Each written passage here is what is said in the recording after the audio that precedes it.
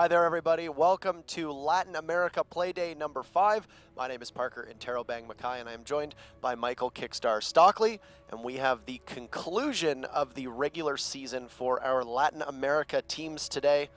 And we have an exciting matchup before you involving 4 teams all looking to try and make it into the playoffs. Yeah, and let's get right into the brackets. Take a look at what we're going to be talking about here today, starting with Group A for Latin America. As you can see, it's been a rough ride for a lot of people and a better for some. Team Font faring very well, putting themselves in the first seed for this bracket and cruising on into those playoffs. Nox Gaming getting 2-0'd by Team Font and being pushed into the decider match, which is the match we're going to be seeing played shortly against Encore Esports, who came out of that losers match. I'm excited to see Nox take on Encore. Both teams have, of course, faced Font so far. Encore taking 1 map off of them when they 5-0'd them on Bank. That's significant for their team, and it should bode well against their fight against Nox, but regardless, it's going to be a good matchup nonetheless. Now let's take a look at Group B, which will be the next set of matches after we conclude the Nox versus Encore game. And you can see there that we have BRK versus Merciless with the playoff implications at stake. Yeah, and what a match it's going to be, too, given how BRK was looking extremely strong after 2-0ing Merciless in that first bracket, but then losing 2-0 to Black Dragons. I think that caught a lot of people off guard. Merciless obviously going to be looking for that retribution in the rematch they're going to be having here today. And then Black Dragons already with that first seed coming out of Group B. But that's the 2 brackets, ladies and gentlemen. And leading off of that, let's take a look at the schedule. This is what we have tonight. The first match on the docket, Nox versus Encore, and then shortly thereafter it will be BRK versus Merciless. And since we know people are probably going to ask, Kickstar and I will be doing Nox Gaming versus Encore Esports, and the BRK versus Merciless will be Bloodbath and Emzo, sharing the duty similar to you saw yesterday, and likely moving forward too. For BRK versus Merciless, a rematch here for Nox Gaming and Encore, the first time they've matched up. And I'm very interested to see at the end of all this, the community vote, to see how it's broken down, because... Yeah, because you can't really predict that. Not really. Yeah, there's not a whole lot to work with when it comes down to actually for Nox versus Encore, given their lack of playing together so far this season, of course. So it's going to be a bit of a mix-up. I also think that while Nox has played admirably through this season, so has Encore, and neither really, to me, neither one of them seem like they're out on top. No, and it's... I think, like I said, the fact that Encore has taken a map off of Font, who have looked like one of the strongest teams up there with Black Dragons in Latin America, I think should bode well for how they compete today. But at the same time, we've always seen this season is that you can never count a team out, because they can always come back and have something to prove and end up surprising you. Yeah, I mean, of course, the yardstick that's going to be used to measure these teams up to each other is the one map against Font. Right. But I think that more actually leads into the argument of it just comes down to the map ban phase and where we find these 2 teams playing against each other. Right. Because it's going to be that preference, who's put in the most practice on what we actually see. So ultimately, that's going to be it that matters the most. But let's take a look at the team lineups for both of them, starting with Encore. This is a similar lineup. I don't think there's been any changes for either of these teams, actually, between both Encore and Nox. And we'll take a look at the roster in just a second here and delve into exactly what they're going to be playing with. Yeah, and starting things off with Encore, we have Panico, Blacks, Valeris, Vision, and Sexy Cake. Now, of course, Sexy Cake is one of those players who was brought onto the Encore roster from Nox, actually. So this is going to be actually incredibly interesting. I actually just made this connection. Sexy Cake is going to be looking for a bit of determination here in this match, given that he has previously left Nox. He's going to be saying to himself and his team, we need to win this, because if we lose, then it proves to the world that I made the wrong decision in making that that switch over. And we've seen both Panico as well as Sexy Cake are capable of consuming an entire match for their team. And to me, the narrative coming in is, yes, you want to prove that you made the right switch up. Or sorry, rather for Encore. My apologies, I got the team names mixed up for a second there. But for Sexy Cake and for Panico, it's going to be whether they are capable of playing at the level that we've seen so far this season. And you can take a look at their frags and their KD right now. They're doing their job very, very well. Even against Font, they performed admirably. and it's going to be up to the rest of the team to be able to pull that weight. I know that Blacks is an anchor player and support, but there were a couple rounds, especially last week, that he absolutely stole for his team, and I think that is going to be imperative as well. Yeah, and of course, Sexy Cake and Panico, Sexy Cake specifically, just to note, is having just been brought onto this roster, he has been doing what everyone expected him to do, and been putting in a whole lot of work with that 1.8 OKD. But moving on from Encore, we have another team to take a look at, their opponents, Nox. And we'll get their roster up for you in just a minute here, ladies and gentlemen. Here it is. Leipzord, GZN, Hugzord, Saya, and M-King. So this team, again, has had that slight change of shifting Sexy Cake off, I believe, for one of the Zords. And they've actually been performing better this season. It's really strange. They lose arguably their best player, and then they actually start performing at a higher level. You can see from across the board, as opposed to the Encore lineup, there's a much more even split of the kills for Nox Gaming. And despite, I believe, going for slightly less rounds, that's very impressive. Right, and I think that the Zord combo, which was interesting and a bit of a tongue twister when trying to go quickly. Oh, yeah. The Zord combo works well in tandem, too. We saw it when they played on Oregon. Keeping them together worked. And then, of course, M-King, when he'd be on his Blackbeard, was very powerful, too. And I think, for me, consistency from this entire team is what's going to matter the most. Because, as you touched upon, it's so even that we've seen Nox Gaming pull their fair share of weight across all 5 members. It's a bit of a different team dynamic, and you'll see there's those teams in pro leagues where you'll have one person really stand out and will almost carry the team every single game, and if that player gets shut down, it's going to be a rough ride for the other 4. I think Nox Gaming is a team that they either sink or they swim together. There really isn't that middle ground where if one person carries the game, they can win or lose. Yeah, and the one thing that I remember after watching a couple matches of Nox Gaming is specifically they always tend to have, it's what sort of squad that, like you said, they sink or swing together. We've had every single player on this lineup, Leipzord, GZN, Hugzord, Saya, and M-King all win single-handedly a couple rounds here and there. They will put in a lot of work individually, yet almost in unison. Kind of going against what we're used to seeing from other teams like Encore, for example, which just their, split is a little bit more askew and towards favoring Panico and Sexy Cake in this specific example. But that's Nox Gaming. Now, moving on from that, we do have some operator pick rates, I believe, to show you guys, starting with the attackers.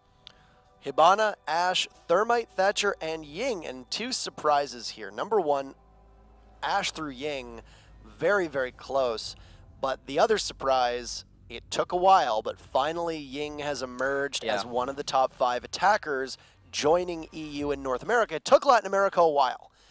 But I think especially last week with all of the Oregon play that we saw, Ying was in almost every single round. Here she is, exactly the same as where she is in all the other spots, a little bit farther down. But what are your main takeaways here? We don't see a Buck, we don't see a Jackal, we don't see a Sledge. My main takeaways is that despite what everyone was expecting, Ashe still managed to retain her spot. I know a lot of people were thinking that Ying was going to come in and replace Ashe as that was going to be the role that was taken up, but we still have her there. Hibana still maintaining her position due to the fact that she is lent so much to the team. It seems like a good split between utility and frag potential, with Thermite being up on that top 5 board. He had a bit of a rescindance in the past where he wasn't seen as one of the more preferenced operators from a lot of different regions. And the thing that I note specifically about Latin America, as opposed to other regions, is again, that Thermite. They seemingly want to always have dual hard destructors so they don't ever find themselves in a situation where they lose one of them and then they cannot open any reinforced walls. That can be detrimental, often is detrimental to a team on attack. And I think it really speaks to the play style of Latin America as well. They play so aggressive in their gunfights. They always take the fight, and I think it's a region that might not see as much use out of the gadgets as other regions. It's one where they will engage first rather than doing the job of the operators in regards to what their gadgets are intended for. That can be,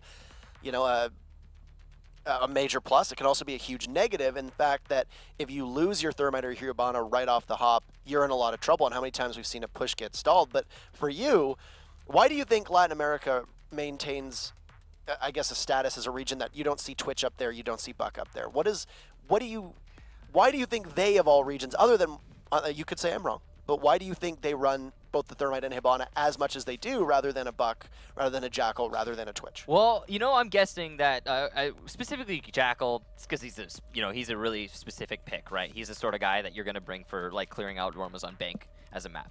Not every map, though. Anyway, on the note of the hard destructor, or soft destructors, rather, the Sledge and the Buck, I expect them to be off the board here specifically because, well, there's still a large, heated debate about which one is actually the preferred operator. So I'm guessing they're not that far off this top 5, lingering probably around 30 to 40% from the attackers, and still, played quite frequently, just not nearly as much as these guys. And I think that, yeah, it just comes down to preference, really. I mean, Sledge is arguably the same as Buck in a lot of ways, and it really comes down to what you prefer. Right. And I wonder if this is going to change depending on the games we saw, because it almost feels like Ying's inclusion was largely because of Super Week. She was in almost every single game, whereas the first 2 weeks she really wasn't, and I'll be looking out to see how she does this time around. She's been finding a way. She's been kind of forcing her way into the meta as of late, and I think it mostly comes down to the indisputable fact of, oh, you can't see anything. Right. And let's take a look at the Defenders' top 5, moving on from the attackers. We've got Ella, Mira, Smoke, Valkyrie, and Bandit, and as you notice, a very, very much more one-sided pick here for the Defenders. This is what we've been seeing for the last couple seasons. Actually, I think every season we've been keeping track of these stats. The Defenders seem to be much more the same. Specifically for Latin America, too, this is a lot more emphasized than I'm used to seeing from other regions. We have a 93.2% on Ella. That's just ridiculous. What do you think about that? That's astonishing. And the one thing heading into this week that I wanted to see if it changed was that Mira was the #1 pick rate for Defenders over the last 2 weeks for Latin America. And she was integral to the way that they structured their defenses, and I was kind of expecting her to still be up there. But now Ella, who hovers around the 70 to 80% mark in all the other regions, now at 93.2%. This, of course, I think is well suited to a style of play that, like we said earlier, tends to be take your gunfights, because Ella fills that role of aggressive roamer so well. Another note, too, I believe we haven't seen a Jaeger in the top Defenders for Latin America for quite some time either. They've been the one region that really hasn't done it, largely, in, I believe, because we don't see the Ying and the projectiles the same. You don't really need an ADS for it. And yesterday, Valkyrie wasn't even in the top 50% for North America, and there she is with 66. And it's so weird that now in the Latin American region, we have a 54% for Bandit and no, like you said, no Jaeger up there, given that Ella, or sorry, not Ella, Ying is actually so prevalent in this meta. I mean, you'd expect the Jaeger device to want to be used here to actually catch those Candelas or smokes to try and hinder the attacks that have been used so commonly in this region, but no. Jaeger's just kind of pushed to the side. We did see a fair bit more Jaeger last week than usual. I mean, I'm guessing he's lingering around like 40% probably. You know, he's pretty up there. He's just obviously not as loved as Bandit. And I think, again, it might come down to simple preference, but it also, there were a lot of instances in which there's a specific strat we need to utilize these mirrors for, and we have to have a Bandit to counteract the Hibanas on the mirror windows themselves. And I like that the Valkyrie and the Mirror are up there. Of course, they do like information gathering. We don't see a ton of pulse from Latin America, too. I wonder if that's because they do have the Valkyrie and they figure that she fulfills that role probably decently well. But yeah. The one thing, too, with that is it's a bit deceptive here because it says top 5. Jaeger could be at 50 or 54.8%. That's what I think he's probably about. And we wouldn't know. And that was, what was it, last week in North America, Twitch was like a half a percentile off of the top 5. Yeah. And you can't tell. And it's like, you don't really know. And I'm not going to be too surprised to see maybe Valkyrie falls out of the top 5, like we've seen in all the other regions, and we'll see Jaeger move back up there. But yes, Ella being at 93.2%, a must pick on defense. I don't think it's just because she's the new operator, because, Legion as well gets played by a lot of Latin America teams too, but 93.2%, that really speaks to her current power. Or both. Yeah, she does a lot of things. She does pretty much everything. She's got one of the more powerful guns in defense with that 50 bullets, and she's got arguably one of the most powerful utilities in the entire game, attack and defense included. I mean, winning a gunfight outright and then also being able to utilize that to deny a defuse plant all in a blink of an eye is a little bit kind of as a definitive tool that's necessary for any defensive team. But we do have a ban phase. We do. We'll see what we're actually going to be playing here today. in the ban phase between Nox and Encore. Speaking to Ella too, she doesn't really do anything wrong. I think that's what is her downside? Huge magazine, ability that has an enormous radius, slows people down. She's fast. She has frag grenades. She can make impact holes in rotations properly. What is the downside to her? And I think teams they see that. And I think the argument is the same thing as like for Mira, for example. Mira's so useful. You gotta have those windows, but what's the downside of running a Mira? She's a three armor. You don't really, nobody wants to play three armor. She's not, or three armors are not inside the meta. Nobody enjoys playing them. They put you at a little bit of a disadvantage. And as a result, she's slightly lower on the board there than Ella. When you got a 3-speed and then every tool you could possibly want as an individual player, yeah, so you're going to see her up there. But Encore banning the first map of this on Skyscraper, excuse me there. And then Coastline is the reciprocation from Nox Gaming, the two most, or I think least played maps kind of getting themselves off the board pretty fast. Yeah, now Cafe goes as well. Latin America really favors their bank. It really favors their Oregon. I wouldn't be too surprised to see us go there. We've seen a lot of border play as well, but wow. Nox bans bank, which is not a surprise because Encore is so strong there. And like we said, Encore 5-0'd Font on bank. I'm honestly more surprised it wasn't the first ban. Yeah, and there goes Oregon as well. Wow. So Encore kind of reading into Nox in the same sense that Nox reading into Encore. And now we won't see two of our more commonly played maps from the Latin American region, or I guess any region in general when it comes to Oregon specifically. If Border disappears, I think having Chalet, Clubhouse, and Consulate I gotta say it's gonna be Clubhouse. Like it has to be Clubhouse, right?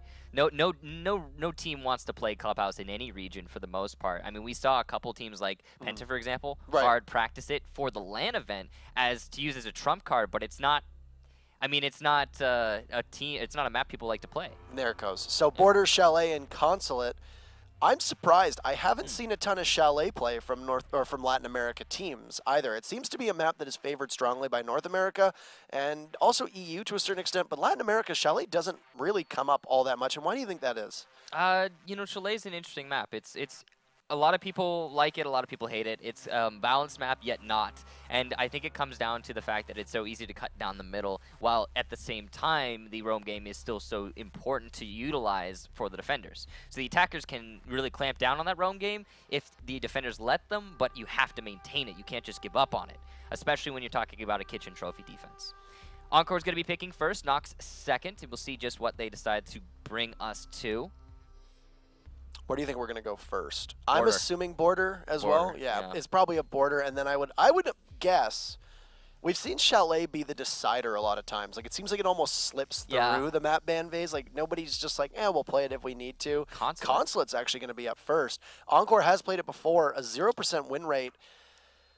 I don't like them taking the map first that they have a 0% win rate on. I think that's two things. Either number one, they got beat in the ban phase, or they feel a lot better now and are really prepared for it. It could also be that they're supremely confident on every single map. I mean, there's a lot of teams I know that put in practice everywhere, try to have everything, you know, down pat, so they don't have to worry about what happens in the ban phase. And it could just be that Encore is like, well, I mean, sure, we can take it to Consulate. That's no problem. We'll make that work. We'll wait for Nox Gaming's pick too. Oh, and Chalet, where Nox is perfect. Both maps been picked 22.22%. And we will go to Border as well for that decider. So Consulate and Chalet with Border. That's a little bit surprising. Yes. Border making it to the decider is a little strange because you'd expect, I mean, Nox obviously, given that they've had success on Chalet so far this season, it stands to reason they want to go to Chalet. But again, I was thinking that Encore was going to pick a Border just right off the bat. I mean, it's a map that, again, everybody likes. Just a little bit weird. But those are the two maps that we will be having or played first, and then third, of course, is going to be a Border for that decider. And I can't really say definitively how I feel about this match. Again, it is a case that neither of these teams have played against each other before in the Pro League so far this season. Encore has been faring slightly better, I would argue, especially when we, of course, the Font match. But Nox has been so much better than they were in the past. You know, having been a person who's thrust into the experience of a Sexy Case in the past, in my personal experience, I would say that that's going to put him in a unique position to turn the tide of this match. That's one thing we'll say is if Sexy Cake can step up and really take control, as we've seen him do in the past, I think it would be pretty good for Encore moving into this match. Right, and the other thing too is he's going to have somewhat intimate, maybe outdated knowledge of how Nox plays. Just to touch on and build on that is you now have a key component and one of the more notable members of the team departing, but those secrets and those plays stay with you. So he's going to have all this insider knowledge, and I think that's going to be a pretty big factor too, let alone his skill and the fact that he's going to have something to prove. I think all of this adds up. And I think at this point you've got to favor Encore, and we can actually take a look at the community vote and see if they agree with us. Though yesterday they failed to get one right, so we'll see. Encore is the chosen team, but that is pretty close. That's one of the closer community votes that we've seen so far. It might be the closest that I've seen personally. Not surprised, though. That is going to be mostly down to people looking at, again, the Fawn matches. That's pretty much, I'm guessing, the determining factor here. And then there's that shift, of course, of Sexy Cake over to Encore. And then there's the fact that Nox historically hasn't been the most performing team. And only this season have they really been stepping it up in that regard, actually putting in those rounds and maps and keeping themselves in this pro league. So yeah, this community vote stands to reason. I don't think that I don't know if they're going to be right though. I mean, Nox really has an excellent chance of taking this one, given their performance so far. One thing I've noticed about the Latin America votes as well is that they have provided the closest of all the regions. And it's not even a contest. The North American votes tend to be very one-sided. Yeah, absolutely. The EU ones are one-sided in certain ways, but then we've also seen a couple close votes. The Be Genius Millennium vote comes to mind where it was like 52-48. Oh, right, yeah. But then we also had last week, we had the BRK Black Dragons matchup, which was like the same thing. It was like 53, 47, 52, 48. Now, I would wonder it's because Latin America fans, we know how passionate they are. We know how much they tune into this, and we know how many there are as well. All of these teams are so well entrenched with their respective fan bases that it doesn't really surprise me to see Latin America as close as it does. But at the same time, if this, I guess, scoreline holds, that would mean 3 matchups, and that would mean that Border is going to determine this, and that's going to be explosive to say the least. So it'll be a good match. I think so. I mean, going through, just to start us off on Consulate, I mean, we're talking about, that's a overall really well-balanced map. I mean, it's pretty much the same thing as Border, or nothing like Border, but in terms of balance and in terms of teams liking it, it's pretty favored. It's well-balanced, and a lot of the teams in this league will go to it if they don't really have any specific preference options. So on Consulate, the main thing I'm going to be looking at is where is the variation specifically going to be focused? Are we going to be trying to go for the garage? Last time I think we saw Latin America play on Consulate, it was entire focused on the garage, both teams wanting to favor that pretty heavily, and nobody went into the main lobby. Now Nox surprised me as well because they didn't want to go into the main lobby, I believe, on that. I think they were the ones in that match. Right. And they're the sort of team that tends to want to go to those stranger bomb sites. And on Consulate, while arguably none of the bomb sites are actually strange, the main lobby is the most deviant. Yeah, and you know, there's certain teams that I like the Consulate play style because you see certain teams. One that comes to mind is Penta. They always favor the second floor, and they will throw out the lobby as well for you. And then as you touched upon, and you're absolutely right, the Latin America teams love to go downstairs, and I think that is a good reason why, is because they like their reinforcements and they like to bunker down while also having that same roam game. That would be why we see the Hibana and Thermite always together. Yeah, and the problem with going down to that basement that we usually see for the attackers is they'll stall out. They'll open up the panel 1 and panel 3 on the main garage, and they'll just kind of linger outside by the car and kind of not make the push happen. But with the addition of Ying, that has seen a little bit of a shift in that they will start to get more aggressive with their use of utility and their pushes actually straight in through the garage, dropping those smokes and candelas to disrupt anyone who's playing by back of White Van and Pillar, and also a great way to disable pipes. Right, and Consulate as well is a map that lends itself to 2 operators that we didn't see in the top 5, both Buck and Blackbeard. In fact, I would wager that Consulate has seen the overwhelming majority of Blackbeard play for us this season. Yeah, he's probably the most necessary operator on attack next to Buck. arguably Buck. When we're talking about an upstairs attack, you could debate for him and against him. It depends on how much pressure you want to exert into the middle floor. You're talking about Buck? Yeah. Yes. It depends on how much pressure you want to exert into the middle floor, if you want to actually clear out those roamers, or if you just want to go straight for a level attack horizontally, which most teams will opt to do in this current meta. You'll just take into the admin office and then start pushing in through Big Desk towards reception. And I don't really think that we're going to see a lot of him played on the top floor, no. But when we're talking about a basement, which again is the preferred bomb site from Latin America so far this season, he's going to be a pretty important operator, being able to open up the floor of piano and get rid of anyone playing behind white, pillar, and even pipes. Those are the three main positions that you use to anchor onto a main garage push. Yeah, and I was going to say, like, piano is like Buck's office on Consulate. Like, it's just, that's where he lives, yep. And it's not strange to see him there. Now, of course, we've seen some teams much less successfully run a sledge. We've seen a jackal from time to time too, even though you don't really need a jackal on Consulate. I mean, the times when we have seen him, he's been utilized well. I mean, clear, because the roam clear that always happens every time when we're talking about a basement defense is they'll start an admin office, and they will clear down the top 2 floors before they get to the basement. Right, and we will test these theories in-game as we now go live onto Consulate for match number 1 between Encore versus Nox. This is the finals of Group A, or the regular season finals, with playoff implications at stake. And as we load into the game, it's going to be Nox starting on attack, Encore starting on defense, and ladies and gentlemen, surprise, surprise, the Garage going to be the first defense for Encore. Shocker. And yeah. It looks like we see a Lesion as well, and not too much of a surprise there. But look, a Pulse and a Lesion, no Smoke, no Echo, no Jaeger, no Bandit. The lack of a Jaeger and a Bandit, like having both of them not be there, is somewhat surprising. Having one of them being missing is the norm. We'll see if it works out for them. They are going to be playing, other than that, pretty standard selection for Consulate. Of course, this is a very soft destruction map, similar to Border. You can open up a lot of those floors and play a lot vertically, even as the defenders. That's where the Pulse is likely to be seeing play, like the roaming with the Valkyrie. But the one thing that confuses me is that Lesion. So Lesion is useful operator if you put his traps in the right spots, but where are those spots on Consulate? That's the big question. I'm guessing maybe towards the front of white, where the common diffuse plant will go down, and then also on the yellow stairs to try and slow down that aggression towards the pipes. But that's up to Sexy Cake. And Sexy Cake actually ran Lesion almost exclusively on defense last week as well, and that was something that was picked up upon. A team that we see a lot of Lesion play from Encore. It's not going to be too much of a surprise if it keeps going.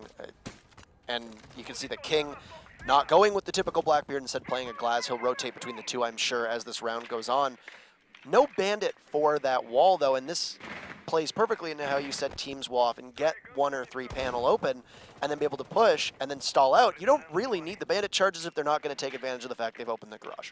Yeah, and it makes the fact that there is no Thatcher on Nox's lineup so much less of an issue for Nox as a whole. I mean, Hugzord on that Twitch, he could, yes, get the Bandit batteries, but it's a lot more difficult, especially if a defender's simply watching the drop, or not the drop, rather the drone hole. Black's going to get taken out early on into this round by King. I believe that was over by admin office. A very nice shot there. Sexy Cake still lingering, though, after his teammate was taken out. That was actually, I believe, over by reception, my mistake. And this roam game so far, while it has been stalling out pretty well for Encore, is a huge investment in risk. We've got 3 roamers, including the dead person. That means only 2 on the bomb site. That's Valerius and Vision. And they are already being contested from the main garage. I want to get the second panel open now here as well and give Nox a lot of opportunity. And they've got those angles opened up now. And they also have control over yellow stairs. While they might not have completely forced out the roam game, Valerius getting a nice kill. I believe that was through the main garage door. Well, they haven't completely forced out the roam game yet. Actually, nope. Looks like they have forced all those roamers back into bomb site. They very quickly took control of those yellow stairs, making sure to cut off at least 1 rotation. What looked like the Pulse of Panico was lurking on those spiral stairs, but pulls back. With 40 seconds left in the round, and you're at an even 4-4. I'm almost assured that they're going to have that glass start to push at some point with those smokes.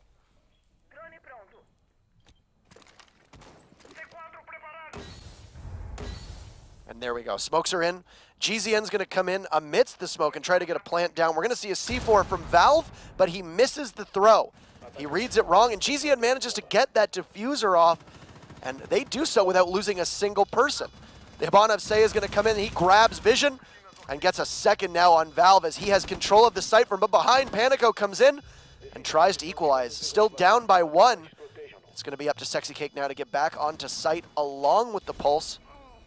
You can see Sexy Cake is down and gets finished off. Panico gets his second before a beautiful Magnum kill from Hugzord on those stairs. And Nox takes round number 1. Nice double Magnum kill if you count the down guy.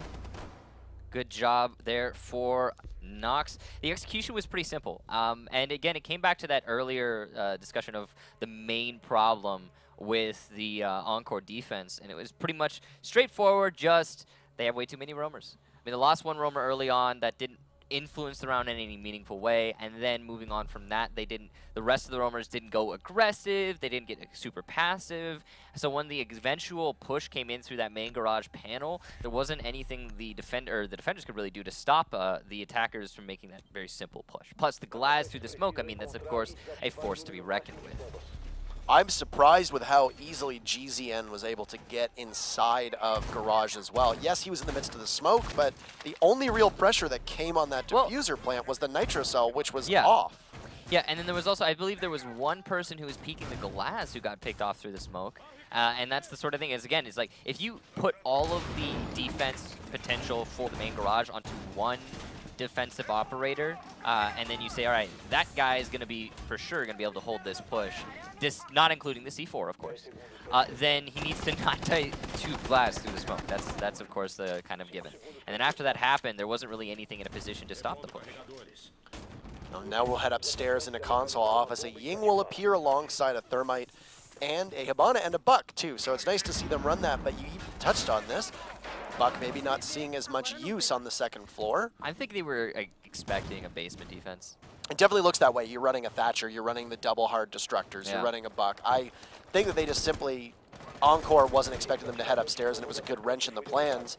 And now Nox, just based on operators, obviously this isn't anywhere close to over, the round is just starting, but I don't like this attacking lineup as much on this floor as I could another. Yeah, nor I.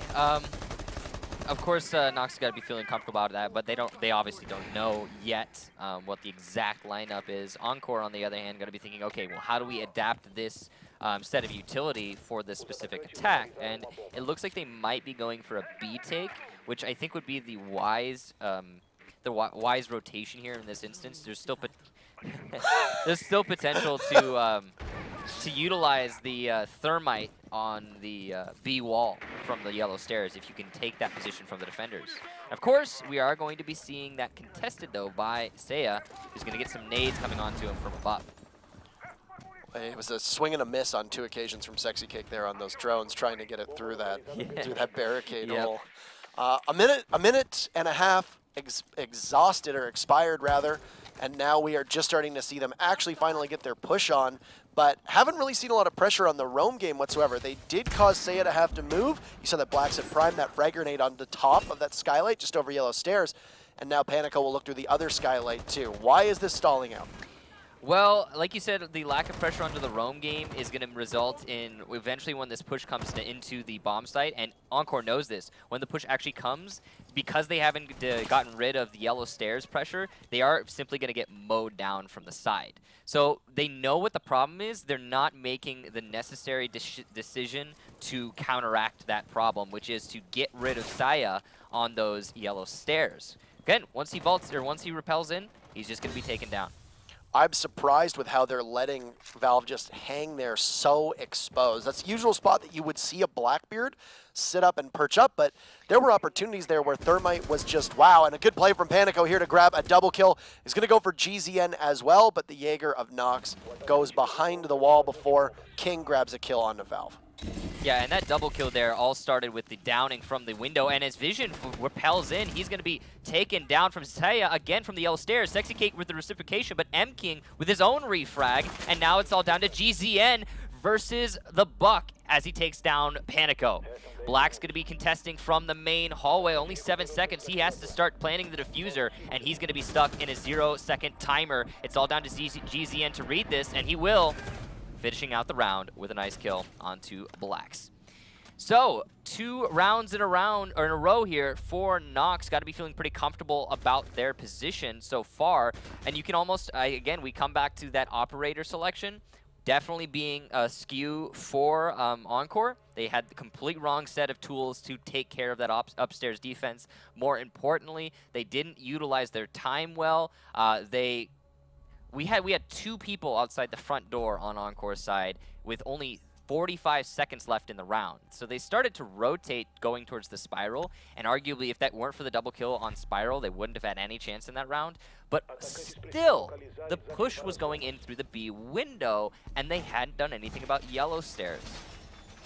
I mean, they read the hole. They just didn't do anything to counter it. I just felt like they lacked, like you said, the tools to do it. And that's the thing, is that when you attack from this angle, I mean, it's obviously when you go upstairs in a console office, it's not impregnable. It's very easy if you have the right opportunity to barnstorm a site. We've seen that before. A Blackbeard, even a Glass, any kind of smoke. They had the Ying. I didn't see a lot of effectiveness out of their Ying, and that, of course, is a significant issue. Maybe not as important on that site as Garage, but at the same time, you still didn't get the mileage that you needed. I think the Ying was the person who downed the Mira by reception, but that's really beside the point, given that that Mira shouldn't have been peeking in the first place. It would have been downed by anything.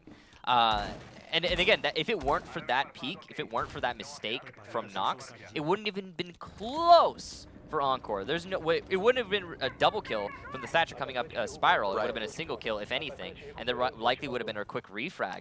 And I don't know. All that aside, we're moving on to the next round. It is actually going to be, I believe, a first floor defense, which is kind of, or no, still, again, a basement. My mistake, which is falling back into those norms. Encore going to try again on the same spot as they went on round number 1. Big difference, they're going to run a smoke now instead of the Ella. So instead of Ella, you see that the Valkyrie. Instead of an Ella, what do you think about that? Like, is that the right call? I mean, iBlacks was on the Ella last time, got picked off right away, mid-roam through the front door of console, like console. It's one of those things where if the Ella doesn't work, the Ella doesn't work. You know, it's with 93% being her pick rate, it's abnormal to not see her be ran on defense. But I think they really hurt themselves by not taking a smoker and Echo last time and only running the 1C4 of Valk on site. Nice kill there from Panico as he runs out through the piano window, and it doesn't look like he's going to make it all the way back. A nice shot there from Sire. That had to have been an incredible shot. That was across the map, basically. Yeah. But if he hadn't hit that kill, it would have been pretty bad for his team. They did lose their main smoker, though. The Glass being off the board, that was worth it for Panico, for sure. My main question, tying back to the operator selection thing, is yes, okay, we just saw the Ashe take a little bit of damage from that Lesion, but really, I get Sexy Cake, I get you really like Lesion, but is he really better than Ella in this meta, in this environment? Or a Bandit. Or even a Bandit. Or a Jaeger. Or a Jaeger, yeah. Is he really the operator that you want to have instead of any of those options? I mean, he's been putting in work with them, you know, obviously, but it still is a big question.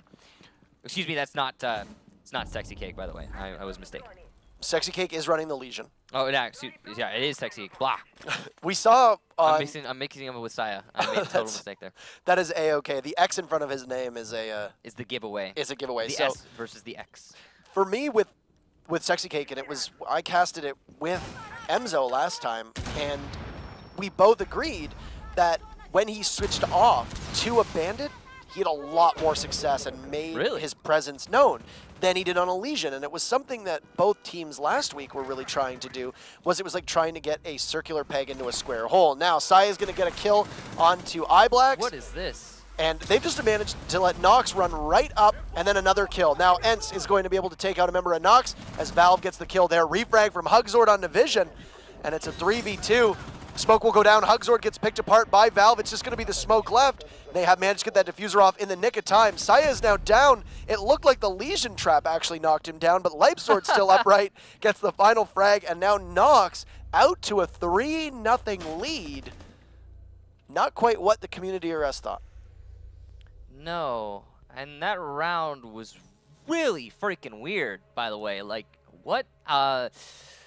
Encore kind of just let Nox walk into the bomb site with no smoke cover, no nothing, just kind of like, you know, whatever, we don't need to contest this. And once they established themselves in the bomb site, it was a simple case of getting that defuse plant using their own bodies as cover.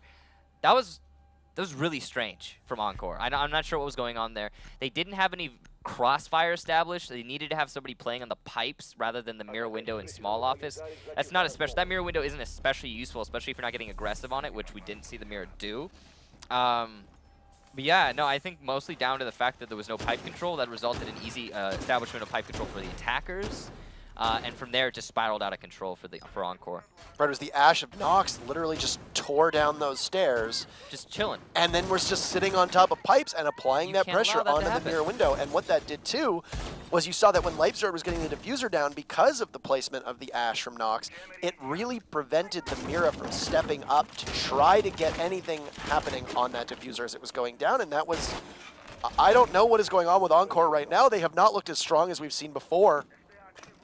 They're really going to need to find their footing here, as Nox is going to run a very interesting setup. This is very different from what they saw last time. They're going to run an Echo. They're going to pull out a Mute. And GZN staying on the Jaeger, pretty standard. But the Echo on this site, downstairs, like it or no? Abso-freaking-lutely. Very useful here. The main reason is you're challenging long angles as a defender when holding the main garage panel. And two things Echo's going to be better in that situation as. He's got that ACOG on his gun, which is going to be so useful. And then, as secondary, he doesn't even need to challenge the angle. He's got an Echo drone, that Yokai. He will be able to deny the defuse plant without putting himself in danger, which we saw be very useful yesterday in that Elevate Most Wanted matchup. Encore running the exact same composition that they ran like the last attacking round they had, and now they've got it right because they know what site they're going to be pressuring. Yep. And it is actually the top 5 attackers here for Encore with the rotation of Ash for the Buck. So a slight change, but it makes sense on a map like Constant. We'll see if they're able to do anything more with it this time. They will likely have a strategy that now revolves around maximizing their usage of these 5 operators. Last time, couldn't really get anything started. So this setup here from Nox on the top floor, you got GZ and you got Hugzord. They're playing a nice little crossfire. Also, the most important factor of this is they have those mute jammers to disrupt the information gathering from Encore. You can see Sexy's Cake getting really stalled out here, not entirely sure what he's dealing with because the drones are only now just being allowed into the positions they need to be. Black's going to go for that nade onto Hugzord. Hugzord drops in the nick of time, still taking a good chunk of damage, but walking away with his life. Really shouldn't have been able to get away in that situation, but he does. Encore now have established top 4 control, but at what cost? 1 whole minute left in this round, and that's it. They haven't even really started on that main floor or been able to push downstairs either. And I know what's going on in the main garage panel. I would like to see that as well because you've got Vision now who looks like you're going to use the Ying on yellow stairs, which isn't a terrible idea as long as you can get control. And here's Sexy Cake coming down into locker hallway, taken out by Hugzord. Nice challenge there, Hugzord. Oh, even gets a second onto Vision. That shouldn't be allowed to happen. But 3 refrags from Encore now.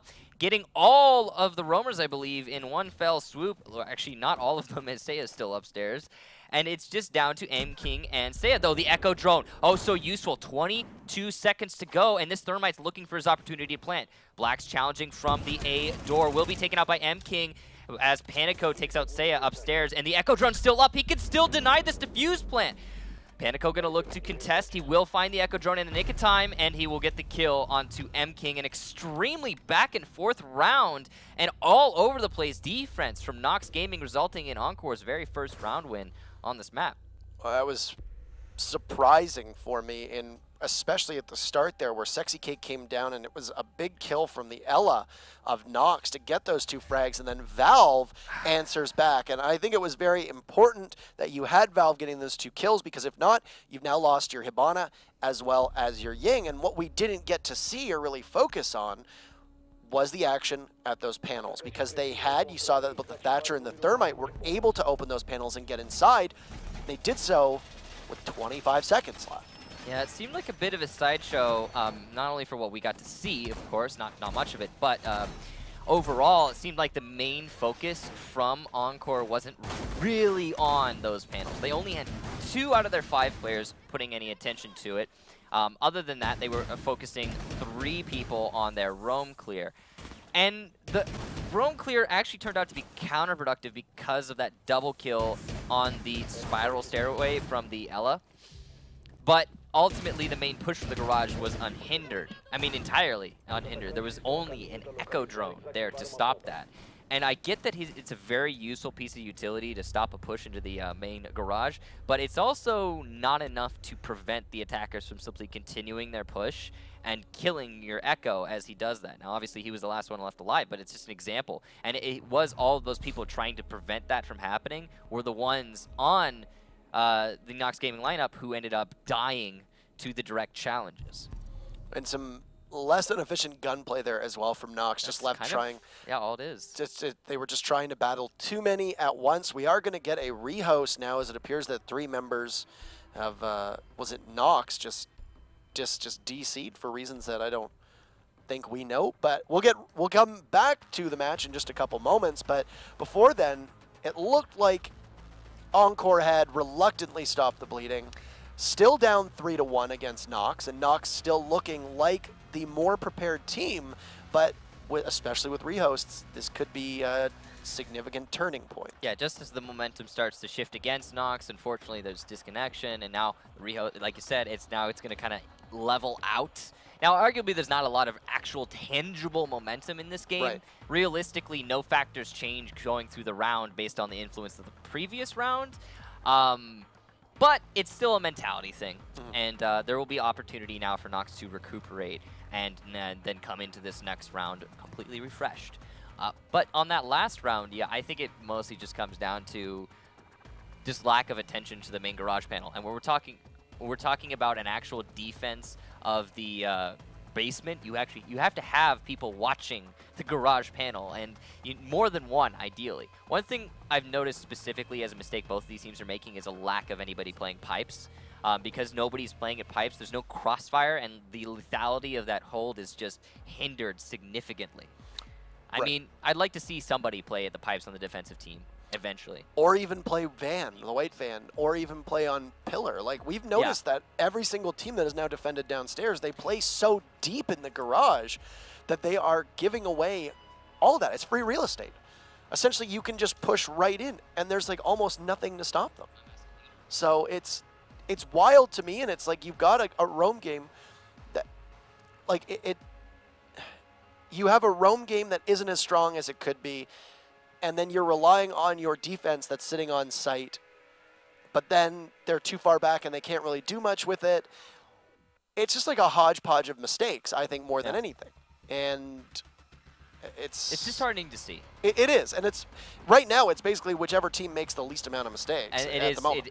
That's kind of that's entirely what it's coming up to, is like who's going to make the least amount of mistakes and which specific player is going to capitalize on those mistakes from both teams. Like the Ella on Spiral, despite losing that round, tried to bring it back. The Thatcher coming up Spiral onto Nox when they were defending the top floor. It's another thing. It's like that guy, the mirror should not have been down. There shouldn't have been a situation where those 2 people are waiting to be killed from the Thatcher, but because of that mistake, Thatcher's able to capitalize. I mean, and again, despite losing that round, it was due to other mistakes made over the course of the round, like not doing anything about yellow stairs.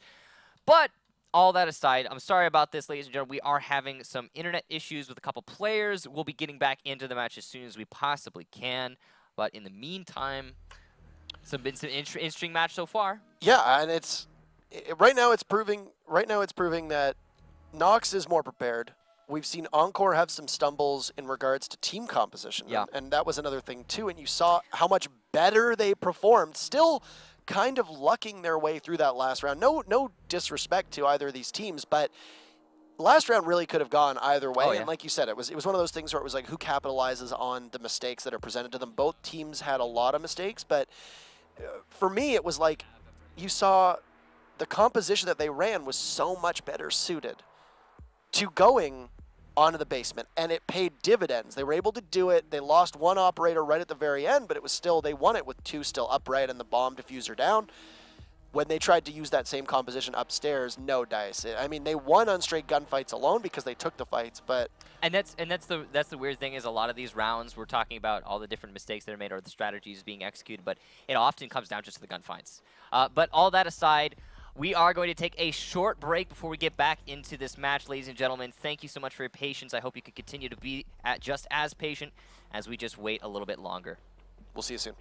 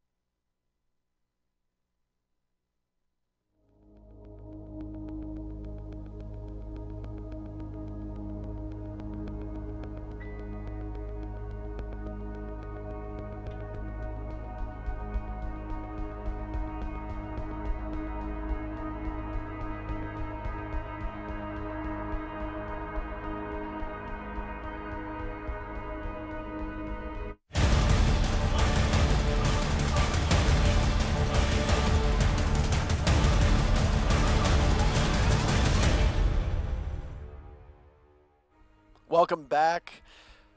We just went for a brief break for a rehost there, but for those that are just tuning in, this is Latin America Playday number 5. You can see we have Nox Gaming taking on Encore Gaming, and we're just going to hop right into the game. The score was 3-1 in favor of Nox before there were some issues due to heavy rains and a storm passing through a region in Brazil. So now we are back. Yeah, hopefully they manage to not have to worry about that. It's not fun when you're having technical issues because of the environment, but it is what it is, and we'll try to power through it. Now, Encore going into their top floor defense. This has been their preferred site so far on this map. They have, or actually no, totally take that back. This is the first time they've gone upstairs. Nox has been going upstairs. Encore's been prioritizing the basement, and now they're going to want to try and do something a little bit different. Yeah, and I'm very curious. We said this. Are they reinforcing upstairs? It looks that way. Oh, excuse me. Excuse me. Yeah, I'm totally taking it back. I was thinking they were doing something completely different. My mistake. But yeah, continue.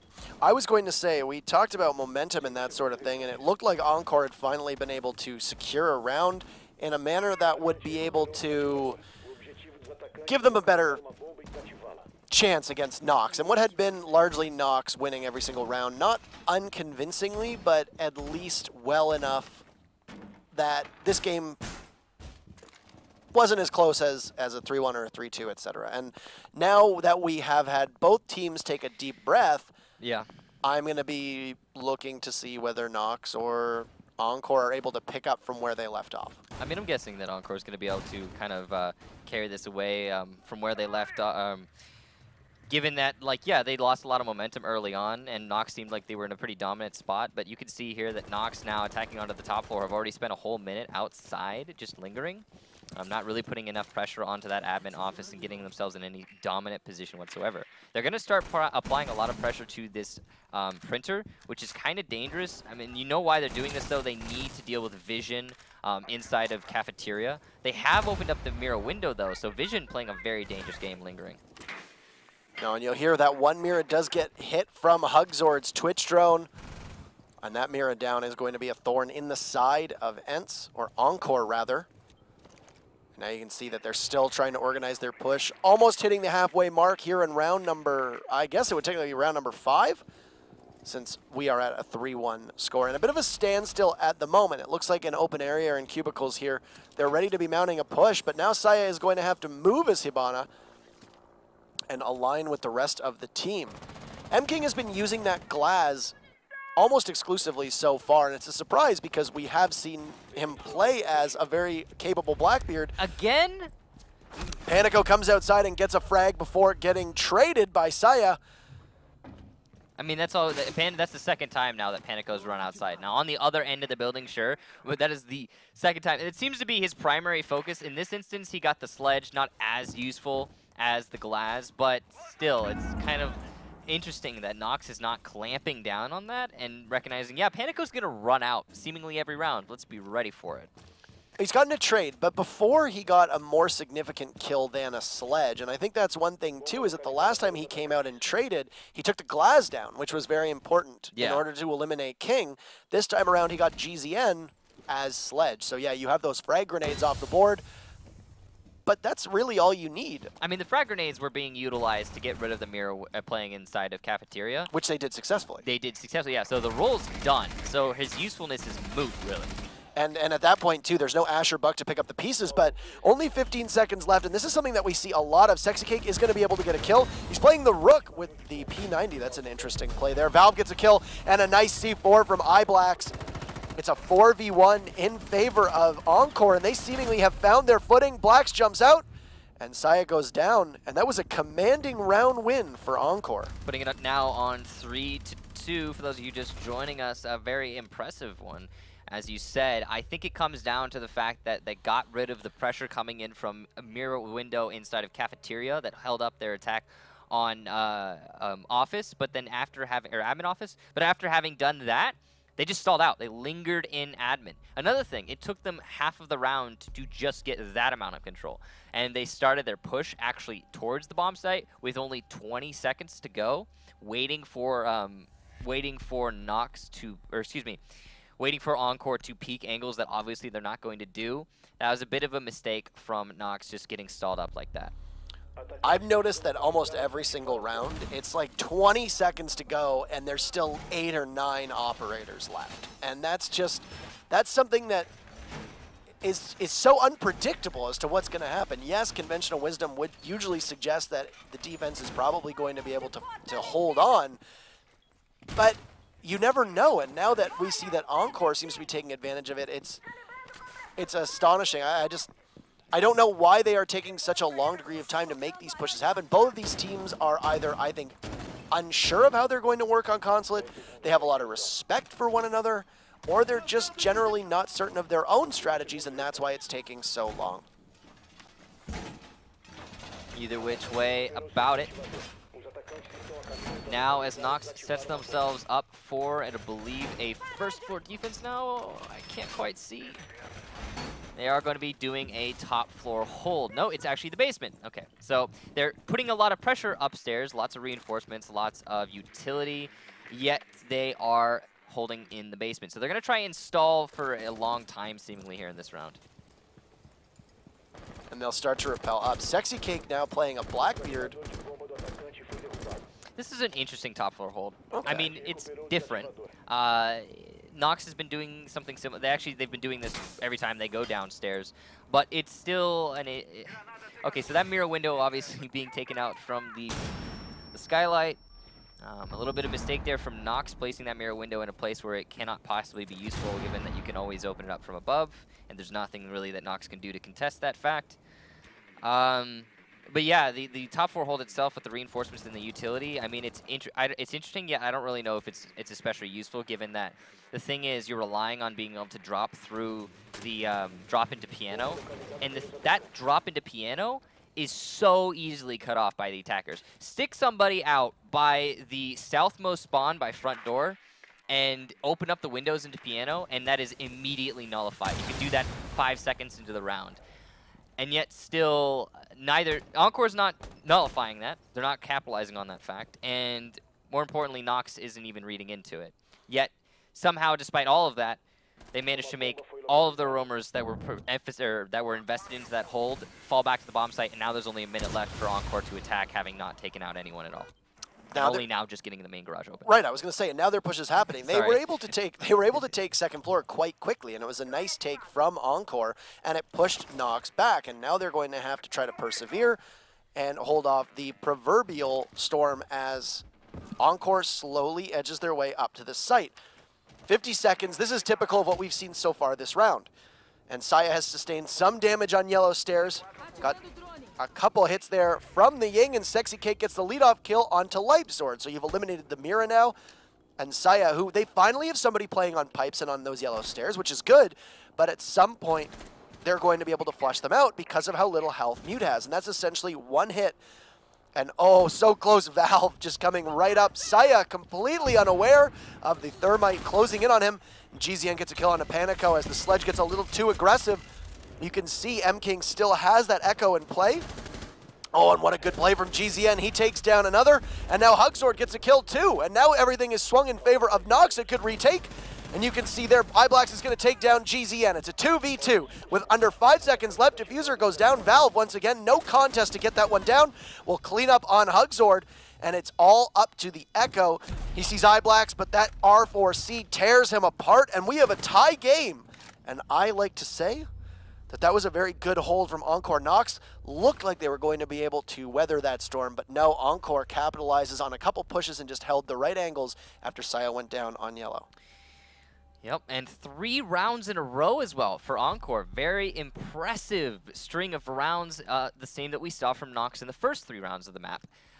And that last one, for me, mostly came down to getting that Echo drone. If it hadn't been for if they had destroyed the Yokai, likely would have seen a win by default using the timer. And that, again, is attributed to the fact that it was a slow clear of that roam game. They only got the garage open with a minute left in the round. That is cutting it close, to be sure.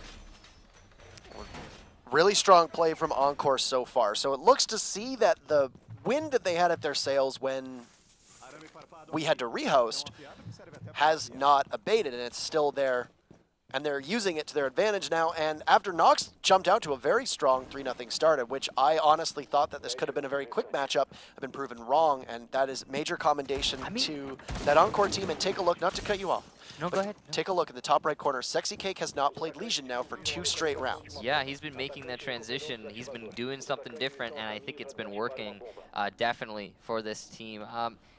Let's be honest. Legion not that useful. Can be useful. There are instances in which Legion theoretically is amazing, but when we're talking about Consulate, I don't think so. I mean, it's not. Yeah, no. L is definitely going to be playing a bigger role in this matchup on this map, and it looks like we might have a rehost, ladies and gentlemen. Again, apologies for that. I think that's so. Again, it's going to be. The same 3 people from Nox. Due to heavy rain in Brazil, I think is the issue right now. Right. These particular 3 players on Nox actually do live in a gaming house together, which is why you see the disconnection in unison. It's unfortunate. You can't really blame them for it. No, not at all. It's just kind of how weather do. And it's when you're in a situation where it's like, I know from my own occasion how many times my own power internet will go out just because of heavy rains and thunderstorms and that sort of thing. So we have now 3-3 on Consulate. We got 2 rounds in and a disconnect in the prep phase.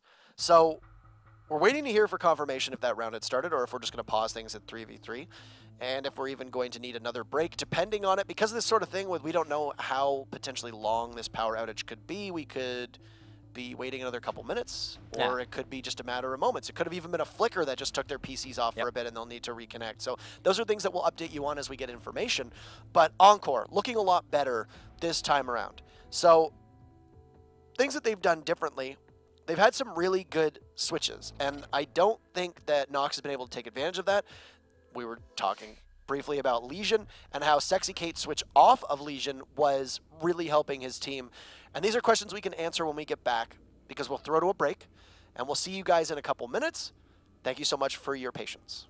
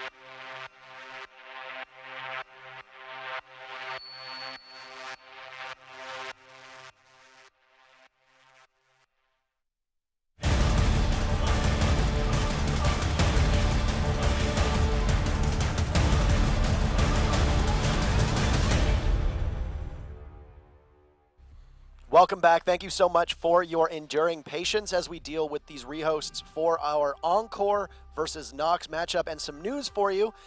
Unfortunately, due to issues with some tropical storms, or rather heavy rainfall in Sao Paulo, and issues with their electrical grid and internet there, some members of Nox have been unable to reconnect, and as such, the match between Encore and Nox is going to be postponed, and we don't have any information right now in regards to when it will be played again. We'll let you know as soon as we can, but in the meantime, we'll be moving on to the second match for today, unfortunately.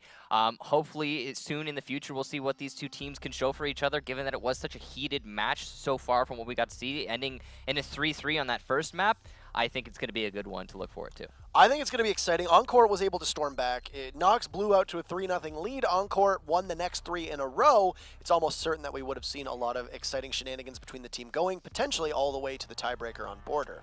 Yeah, but all that aside, we're going to jump to a short break while we transition over to setting up the next match. And I apologize that we didn't get to see this match played out. Thank you again for your patience, and see you next time.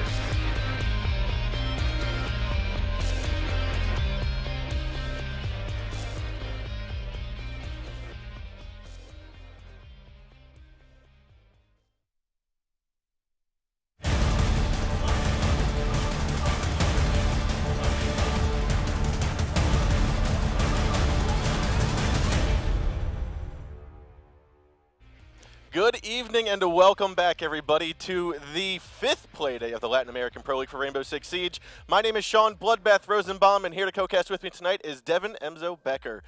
Now, unfortunately, we had a little bit of some technical difficulties with one of the players earlier for our first series, and we didn't get a chance to finish that one out. That's going to be postponed. For those of you just tuning in, the game between Encore and Nox Gaming is being postponed to a later date. We don't have information on when or where it will be casted, but when we get that information, we will be sure to let you know through all of our social media outlets.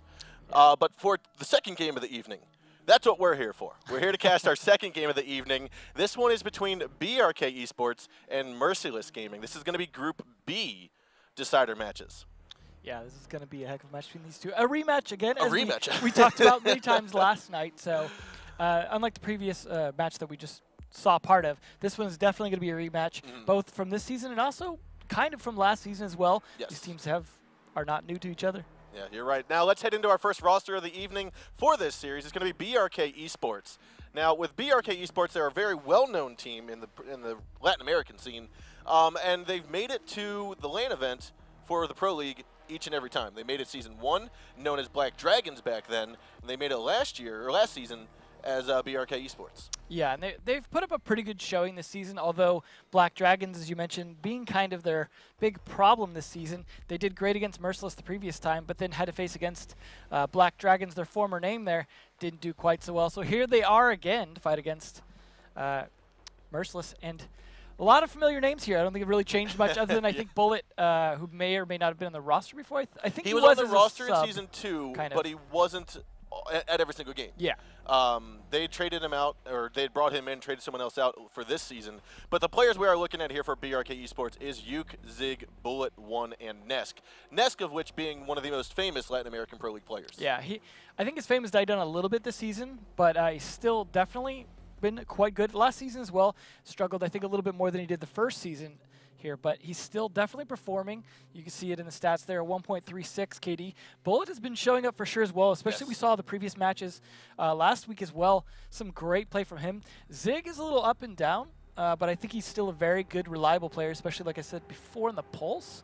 Uke also showing up, One showing. All these guys show up, you know, on their own time on each of the matches. It's not really just about Nesk anymore. They really spread the love around. Yeah, like what we're seeing BRK Esports evolve into now is a more holistic team where it's not just 4 players supporting Nesk. Yeah. Just like we see in the European scene, currently what's happening is we are seeing 4 players supporting Shaiko. Yeah. And that's kind of what BRK Esports was Season 1 of this past year. I feel as though BRK has decided to go away from that strategy, had gone to, like I said, a more holistic view with their strategy and their team building. I think it's working for the most part, but they're definitely struggling a bit more this season. Last season, we saw them get all the way to the LAN finals there with Font. This season, it's looking a little more unreliable in terms of them performing to that level that we saw last time.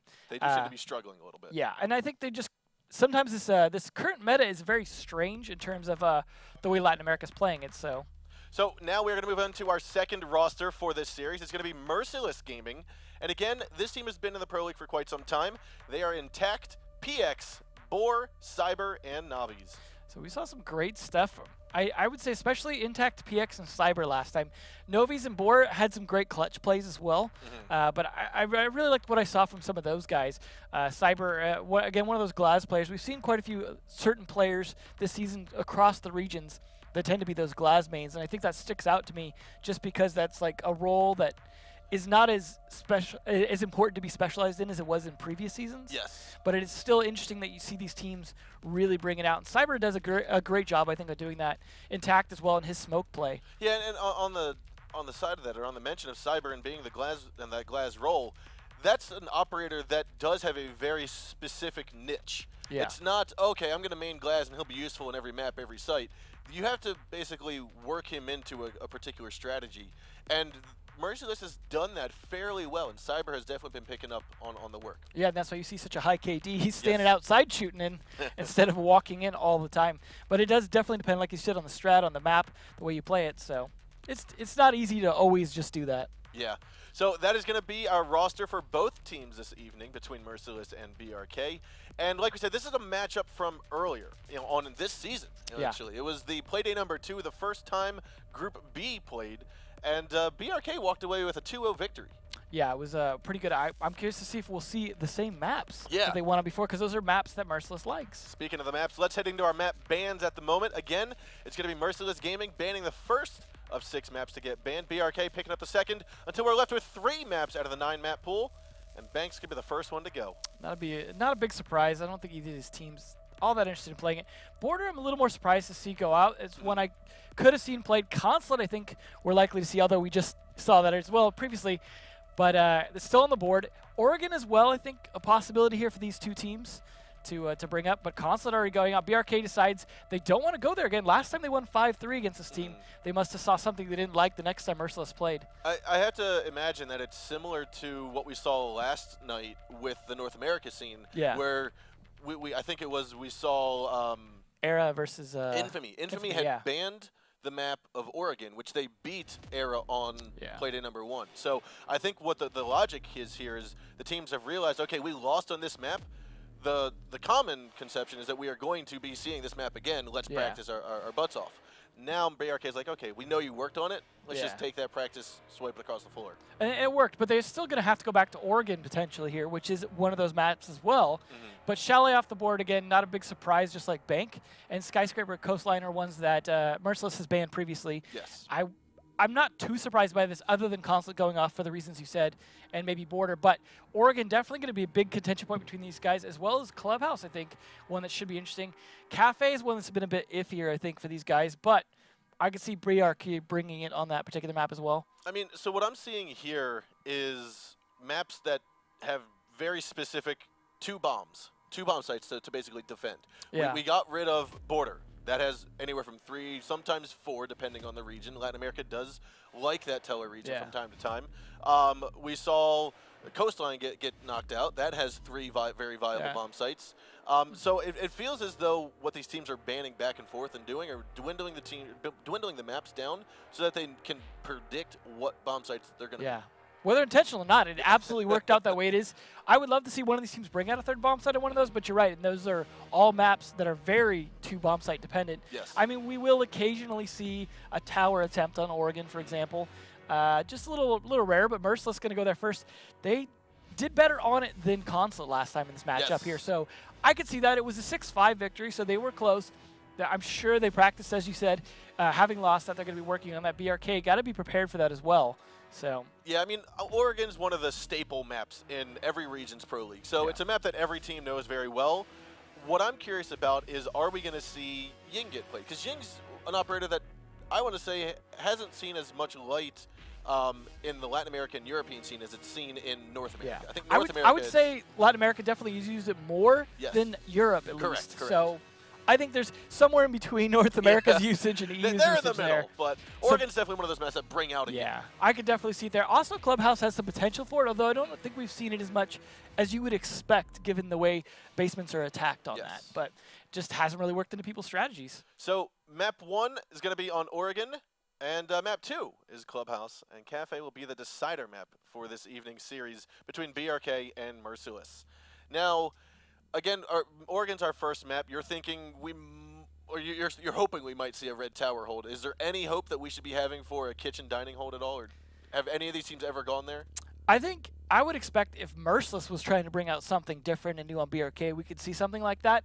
It's just one that I feel like has a win rate of 0 or close to 0, as opposed to Tower, which sometimes wins off random stuff like Ziggs plays. Now we are going to move into our community vote, see what you guys think is going to be the outcome for this evening, and a staggering 75% of you have voted in favor of BRK Esports. Merciless is going to pick up the rest of the 25%, and we're going to get underway with the game right now as we determine just how everything's going to get unfolding. Yeah, I don't think it's going to be quite that unbalanced, but you never know here. Interestingly enough, you have Cyber on Jackal and Boar on Glaz instead. Despite what I mentioned earlier, of course, you're going to be going downstairs. Should be interesting. It did remind me, though, that the one time there was a tower win that we saw was Zig here from BRK winning that tower win with that clutch that we saw. I think it was a clutch ace, right? Yes, you're right. You're right. So that was there's definitely a possibility we could see a tower again from this particular matchup if he thinks he can pull that off again. But instead, they're going to start with the traditional downstairs laundry, which is always a good choice. It is the preference at the moment, although dorms used to be a little more preferred last season than it is this season, I think, partially because of operator changes, I imagine, due to the 3 new operators as opposed to 2. Yeah, I feel as though with the addition of Ella, it's made it even more viable to hold the basement now that you can just toss out those Ella mines from the smoke and so on. Yeah, something that some of the North American teams have been pretty good at. Yes, definitely. So I was almost hoping for a second there that we would see Yuke on the roam upstairs, because we saw Intact on the other team do that smoke upstairs roam previously to much success, but it doesn't look like they're all that interested in it. But he hasn't rotated it back to site yet either. So I'm not sure if he's just helping them set up, or maybe he is going to rotate around upstairs. No, there we go. Now we see him running around downstairs. Okay, he will hopefully be defending that. Nobody's jumping on in. At least they're droning for him. You can see that drone moving on ahead of him. They're not being sloppy about this. And this Jackal hopefully will catch someone off. Although it doesn't seem like a lot of times when I see Jackal play, they're able to actually act on the pings. Most of the time it's catching people that have already moved back to site or will move back to site after they get caught. But that in itself is still useful. Now we are going to have 2 members, Nesk and Bullet, up here for BRK. And Navi's might be grabbing a kill here in a few moments. See, I'm curious if Cyber's going to be able to catch one of those, ping him out. Yeah, you do have Nesk inside of the kids' dorm. Navi's actually going to rush on in, try to bait out Bullet. Looks like he might be caught over inside of the freezer. Looks like that was kind of close there, but nice teamwork takes him down quickly. Can't quite finish the job yet, though.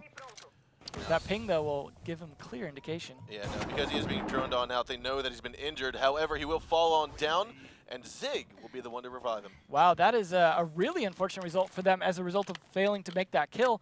Getting a revive like that is really going to help. Now here's going to be a good push. Wall's going to get opened up, and Ness going to be pinching in towards Kid's dorm. Cyber's also trying to cover the doorway, as we have Intact. Again, a 3-person flush out here. Ness will not walk away, and won't take anyone down with him. That's worth the time spent, though, to take down Ella like that in a roam situation where Yes. you know he's going to come around behind you. Definitely worth doing that, although it took a little bit longer probably than they liked, but you getting a kill there, nicely done. Taking down the Buck on Intact. Now, Yuke, I don't think has been contested up here just yet, so he could be walking away with a nice flank. Yeah, usually when we saw him, or when we saw Intact do it, it was in the position where the Ella was. Playing in the attic's a little bit different. Ooh, nice battery. Perhaps, oh no, he shot them off manually. Yeah, no, he pulse shot them up from the laundry. Gotta love that little cubby area when it's not covered properly. And that's why you use that Capitao when you can. There's the Ash off the board, though, thanks to the bullet.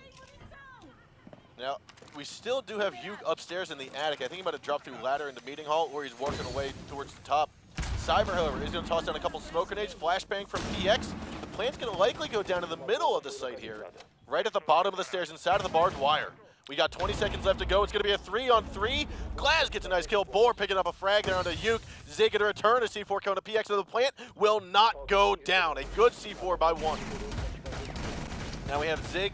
He's going to grab that heartbeat sensor. Call out when the plant's going to be coming down. It gets picked on up. Cyber's going to be picking up a kill onto Zig. It's now all up to 1. There's no C4 left to him. 1 second to go, and Glaz is going to cover that like a beast. He picks up the last frag of the round, and round 1 will go here to Merciless Gaming. I was waiting there for that Zig push that we used to see so often on that defense, but it was so late. It came at just the wrong time, and you could clearly see he was punished for it right away. And I like the way the Glaz just used, like, go ahead, come running through the smoke. I can see you, but you can't see me. And that is why we still see Glaz used as the power of the new smokes, and the way they clearly block that, definitely paying off there. But the C4 kill obviously helping. That's something Latin America's good at. Although, something a little unexpected that we don't usually see that double mirror window on that downstairs defense like that. Usually it's just a soft wall, but I think maybe they were a little more prepared to just open it late so a Capitao couldn't get them early out of there, potentially, or some other kind of counter like a grenade in there. Yeah. So I like the double mirror strat. If you know they're going to push that side, obviously it's nice to have another mirror window if you know they might push the tower side. But if you think they're going to push laundry, I think the double mirror window is still the best, most effective setup, just to counter a lot of the hatch plays from above and give you the ability to control a lot better down there. Well, what one had done is he had waited until they knew where the push was going to be coming from for both of those mirrors to place down. So he had 0 placed in. And so it allotted him the opportunity to go towards the back if he needed to, or keep him where they was. And that's exactly what you should do. If you're going to have Mira playing on site and you have the ability to do that, getting that call out late, because you can check the cameras, try and get an idea where they're spawning. You usually get some idea where that's coming down, and definitely plan for that. So I think that was a smart play. Now we also have a similar lineup to an extent coming from the attackers, but this time they're going to bring that Capitao I was talking about from 1. So we'll see if they set up a defense that's able to counter that properly, as we were just talking about with those double mirror windows. Cyber, though, if he doesn't get droned out here, could be a big problem for them. He likely will. He opened up the window all the way, and we'll just see how everything unfolds. Yeah, that's going to give away your position just a little bit. Unless they think they opened it, you know, like think someone else on their team opened it for them. One, though, looks like he's pushing for the kitchen. At least they've cleared out this area pretty quick there, and it looks like that's where at least 1 mirror window is, so we know there's not double downstairs. But they're holding that from the meeting hall side. I mean, they have cleared out the west side, cleared out top 4 very cleanly, very swiftly. There's still over 2/3 of the round left. What they need to worry about now is meeting hall. They seem to have a lot of presence here. Merciless, in fact, going to be inside of the meeting hall. But having cleared the rest of the map out, it should be a lot faster for them to pitch it from both sides if they want to, pitch it from the tower. However, they got to clear out Cyber out of the tower before they can do that. And I think that may make this much more difficult. So giving away the rest of the map might not be as big of a problem for Merciless as you'd think. Now, the Twitch drone has opened up the mirror window, and unfortunately for MG, they're going to have to fall off of it. Thankfully, Intact able to crawl or creep just underneath the window, but gets away just in time, so Ness can't get him. Now everyone is pulled back onto site. Cyber, however, is going to be the last remaining roamer. I believe he's still inside of Red Tower. No, he's actually, yeah, he's still going to be in Red Tower. Yeah, but it looks like he's kind of moving around, though, getting I think in he's position. moving back towards the doorway Yeah. on the main floor, back towards the boxes. And they have no Jackal on here to be able to stop that because they brought the Capitao instead. Yuke, though, definitely feeling a little bit of pressure here from that Elamine. Unfortunately, that's going to be one missed gas or one missed smoke grenade. PX still going to have the opportunity to toss out a C4 should he need to. And here's going to be the counter to that mirror window. It's going to be the Capitao with a fire arrow. One, laying it down. Interesting that they put the mirror window on the left side. Generally, it's on the right side, so they must have a particular strategy for that, trying to use a different angle, perhaps. Glaz, pushing way too aggressively. Nice job there by Navi's. He's going to get taken out, though, on the refrag by one. Bullet comes in hot, picking up intact. Now it's a 4-on-3, and a nice hip fire by Cyber coming in from the flank from behind. Grabs one, and the plant's likely to go down here, but Ness going to try to cover from the hallway, and he does. That means we have Zig getting the plant down. He's going to be sitting in laundry as Boar's going to swing from the left side, PX from the right. This definitely could go in attacker's favor, but they're going to have to hold a couple different angles at once here. But it's 3 against 2, and that's definitely an advantage. Now Zig's going to try to pop on out. One picks up PX, and last man alive is going to be the 30 health box, or about 30 health Boar. And it looks as though one gets the final frag on the round. BRK wins round number 2. So outside of leaving Cyber behind and dropping a Glaz for some reason, right into the middle of it, I thought that was very well played by BRK. Clearing that top floor gave them a lot of time to play with. They were able to get the plant down fairly quickly, and they had cleared out most of the room by taking down that mirror window in the pantry wall into meeting hall. That also made a huge difference, forced them all to meeting hall. As you were saying, that was their biggest problem, other than Cyber. Once they did that, that was just very efficient in terms of getting the map cleared quickly. But Cyber obviously made a little bit of an impact there, but his inability to deny the plant when he had the opportunity potentially is what unfortunately I think cost him the round, because he was turning things back in their favor and then just couldn't quite land that shot or even throw an Elamine, which might have been the safer bet, but it is pretty common to get shot mid-throw and doing things. However, that still might have worked. You know, had the throw gone off, even if he got shot dead, it still would have been effective in stopping the plant. Stopping the plant as well as disorienting Nesk, who was on the bottom of the stairs. That would have been a twofer. Yeah, and they could have been in a situation where they could have pushed that shot, although I think Valkyrie was still in the middle of picking up the teammate potentially. So that was just a tough situation all around. BRK, though, showing some strong play. However, it is tied up right now, so both these teams, again, this is the rematch map for them. So they're definitely trying to see what's different. Get this really set up here. So now they are bringing Zig on that pulse again. Ness is going to be playing that Ella. Let's see how that works out. Yuke on that smoke again. We'll see if he tries to play that attic, because this is the same bomb site. Now, do you recall if the last time these two teams played on Oregon, if it was more decider wins, or sorry, defender wins or attacker wins? Do you recall? You know, I'm not sure. I would imagine it was probably more often attacker wins, but it's hard to say. And I'm drawing a blank on this as well. Bullet is going to be back in the same spot inside of kitchen he was 2 rounds ago. And not for long, yeah, obviously. Did Navi's going to answer with his own headshot. Yeah, last time he had to creep his way down the hatch there. This time he didn't even get the opportunity, so that was good at finishing the kill this time, making a huge difference. But Yuke is actually taking a significant amount of damage. He may have to try and get out of there, as they obviously know kind of where he's at the moment. He is going to get pressured out pretty fast. That Elamine going to do a little bit stunned, but no one there to follow it up means Nesk gets nothing out of it. Nesk has backtracked all the way to the red tower. Intact, opening up some angles here, making it hard for Zig to do this pressure, but he's going to try and use it against him if he can. Take advantage of that heartbeat I like sensor. that use of the heartbeat sensor, because you know that the top of the stairs typically gets opened up. Yeah. And the fact that you're using that heartbeat sensor to see when it's clear so that you can re-peek that, I think is a very smart move. Zig is just very good at this pulse down here. So his timing was off last time, but oh, there we go. The old reset here. Now that Yuke has managed to escape, good play here, as they have plenty of time to burn because they can hang out downstairs. Attackers, on the other hand, though, still with advantage here as Yuke is 50% health and Bullet's already dead. However, time is dwindling down, and Nesk has still been allowed to play up here. We saw what a problem that was when Cyber was there last time. Nesk, unfortunately, is going to get pinched here. He's likely to just wait out, waste as much time as possible. Yuke, however, is going to come to help out just a little bit. Zig, though, gets that C4 kill. Wasn't onto the Buck. It was actually onto Cyber on the Jackal, so no more pinging from that. Does even things out most of the way. 54 seconds, though. This is going to stall them out big time, though, and I think it's going to be difficult for them to get the plant down unless they can take care of this pretty quickly. It definitely is. Navi should not be challenging this. He needs to go back. They should be pushing from the drop hatches, possibly inside a meeting hall. But Yuke, I think, is still going to be there. If not, he's all the way downstairs. Yeah. No, Yuke has retreated back down. It's unfortunate because you usually want to use the Ash for counter pressure from behind if you're pushing the laundry. But in this case, Nesk is going to make it a problem. And now he's going to have to fight 2, but he's doing a great job at delaying as long as possible. Now, it looks like 20 seconds left on the board. PX has navigated through the smoke, but just in time to catch another. The diffuser's going to go down on top of the laundry. Boar and Intact have to move in. Intact's going to try to hold his breath as he moves in through, and luckily for him, he's going to walk away with enough health. A nice headshot here by Boar. Navi's also going to pick up Yuke. Nesk, though, grabs 1 kill before he gets taken down by Boar as well. Plant successful. It's all up to 1, and with 1 health to go, he will fall by Intact. And round 3 will go to Merciless.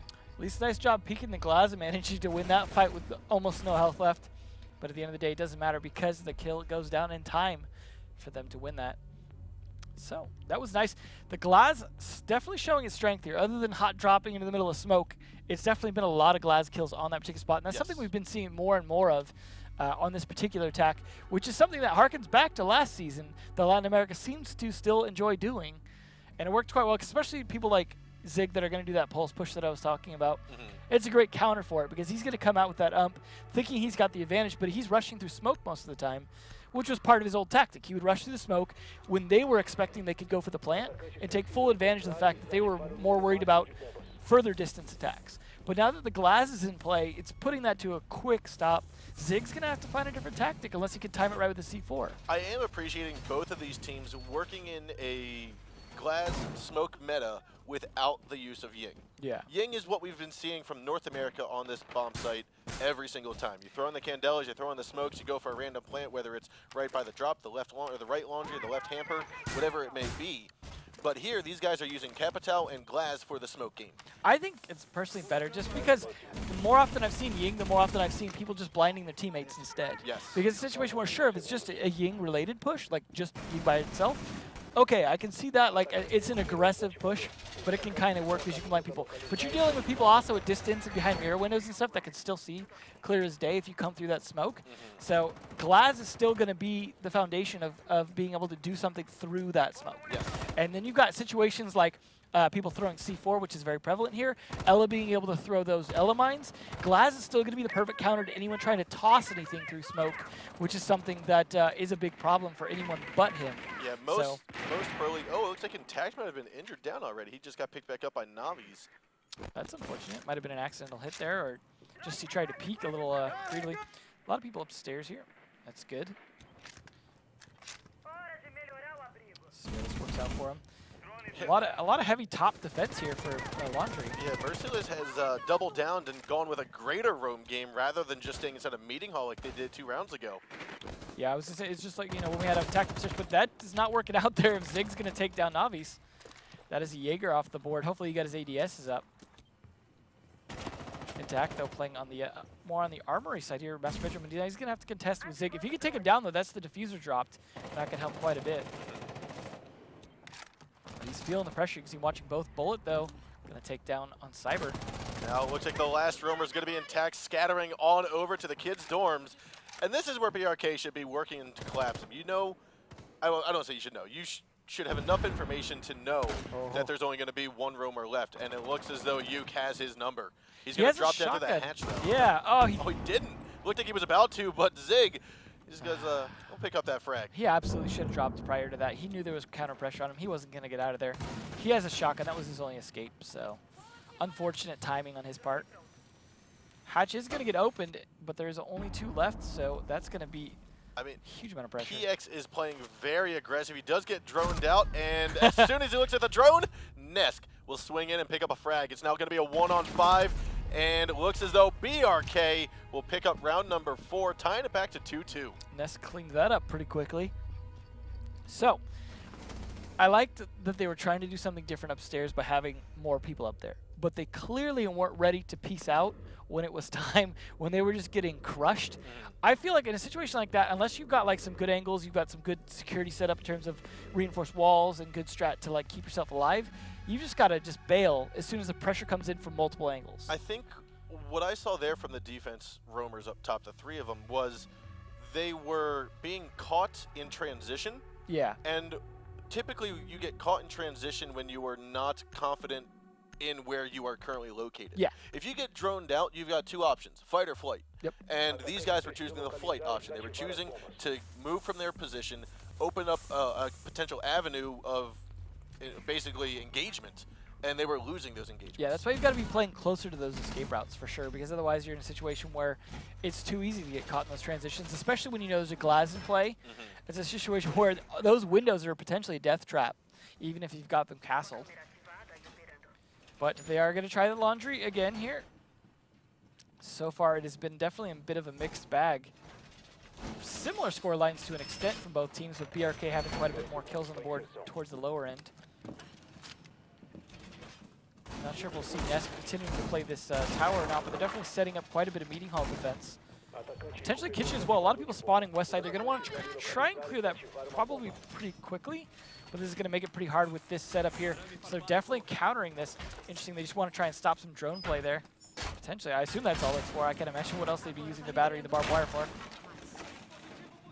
They're opening 2 hatches here, trying to be able to get out quickly like we were talking about just a moment ago. Yep. Those quick escape routes. Calling for some extra reinforcements here, though. A little bit late. Yeah, I was going to say either reinforcements or a crawl through space. Yeah, shotgun. Reinforcement. So Cyber, though, clearing out pretty quickly here, but they're going to note heavy defense at meeting hall. Looks like the barbed wire didn't stop that drone.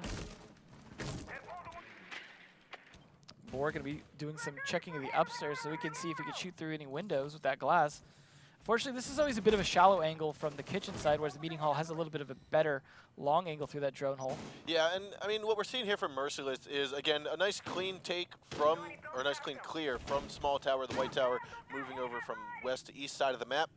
Top floor as well is being taken over by Merciless. We see Buck up there. That's going to be intact. Yeah. But their core objective is to take control of the meeting. Yeah, they've got to get Bullet down for sure. He's going to make this a bit of a pain because PX not even going to be able to open up that mirror window unless, of course, the Bandit dies. But Nesk already off the board is a good start because that is the Ella down. Not going to play over the tower. Probably should have. Definitely does better over there. I really like this angle here from Boar, all the way from garage through the single wall at the top of the stairs, right into the meeting hall. That's why that's usually reinforced. So bad call on their part not reinforcing that. And that's one where we typically see a mirror window as well, just for that reason, to be able to help counter some stuff in that lobby. One deciding where to put that mirror window, maybe a little bit late. It's looking like it might just be a delayed mirror.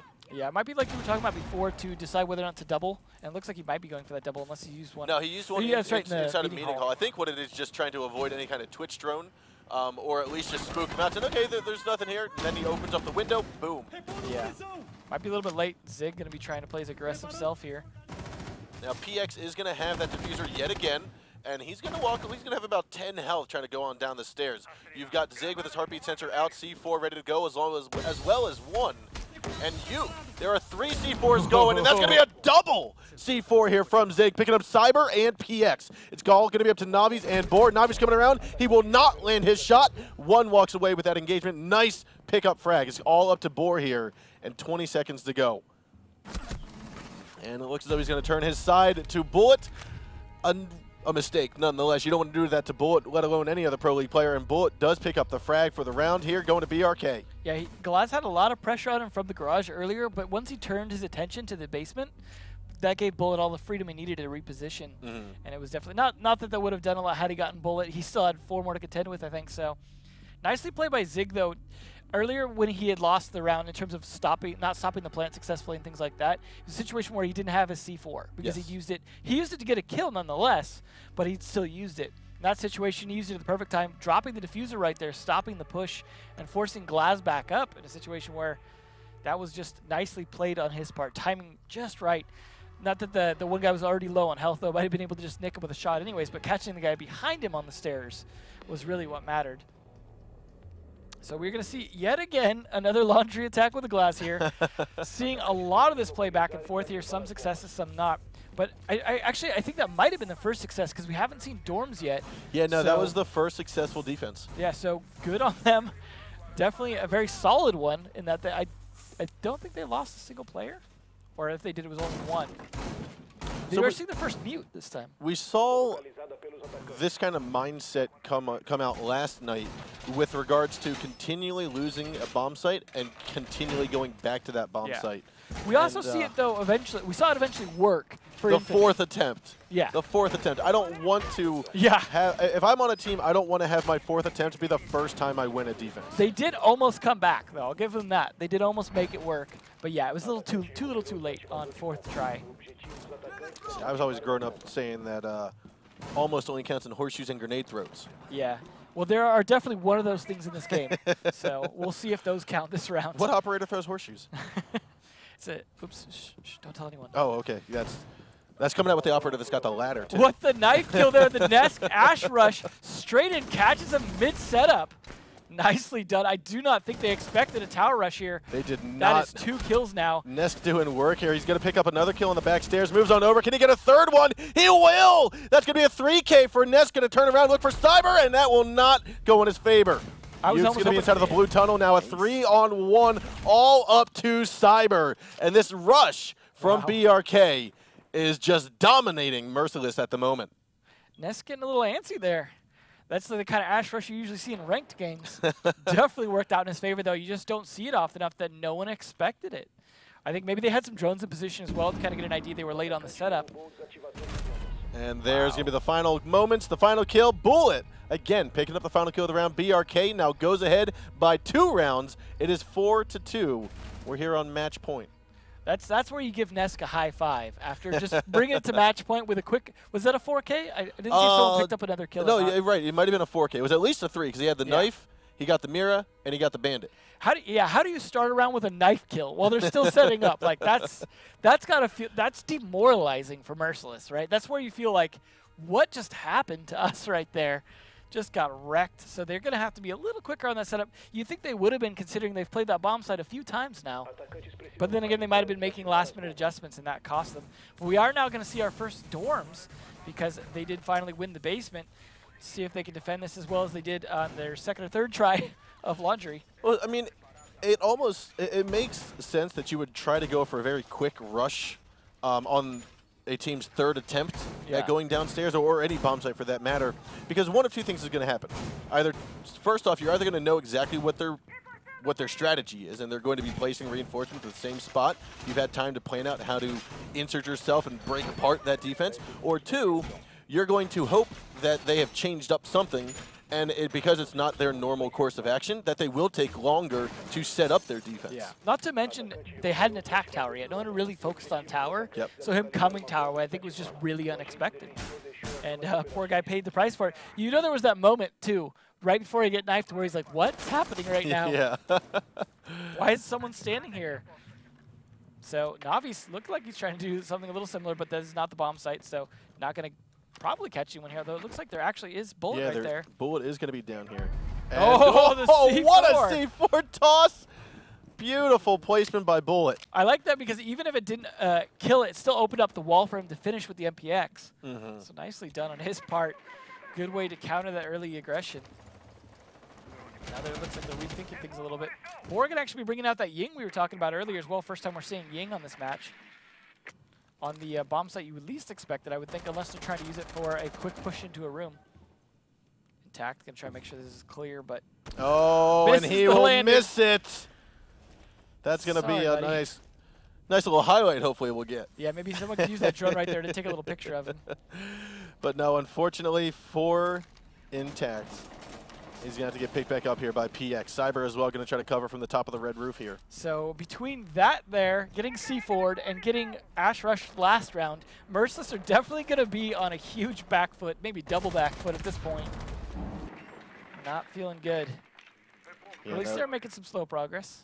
They're making slow progress, I'll say. They do have half the round left to go, but they haven't really done too much to get the defense out of their positioning. They're basically just looking to say, okay, are we clear for red tower? Are we clear for small tower? They haven't really taken the meat of the map yet. They haven't even pushed Bullet out of the basement yet, really, so he's in a great position to continue there. No one wants to contest him. Now that they've lost a man, their aggressive man, of course, they're in a position where they have to play more smart and careful. Ooh, speaking of smart, careful. Good job there by Nesk, just barely dodging some bullets. Did he? He dropped down the hatch, so now they've given that up, but he did keep his life, and that's important. He has potentially a C4 as well, which is important to keep alive in a situation where they've got especially when they've got a Ying.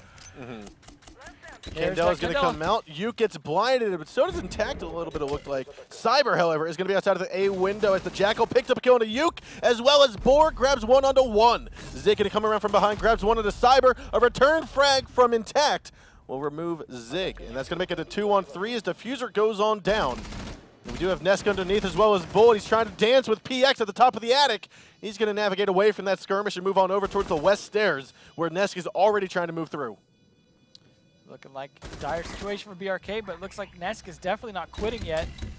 He has not now. He picks up the kill there onto PX. Boar goes down as well. Can the 3K come out here from Nesk? He's got 1 health.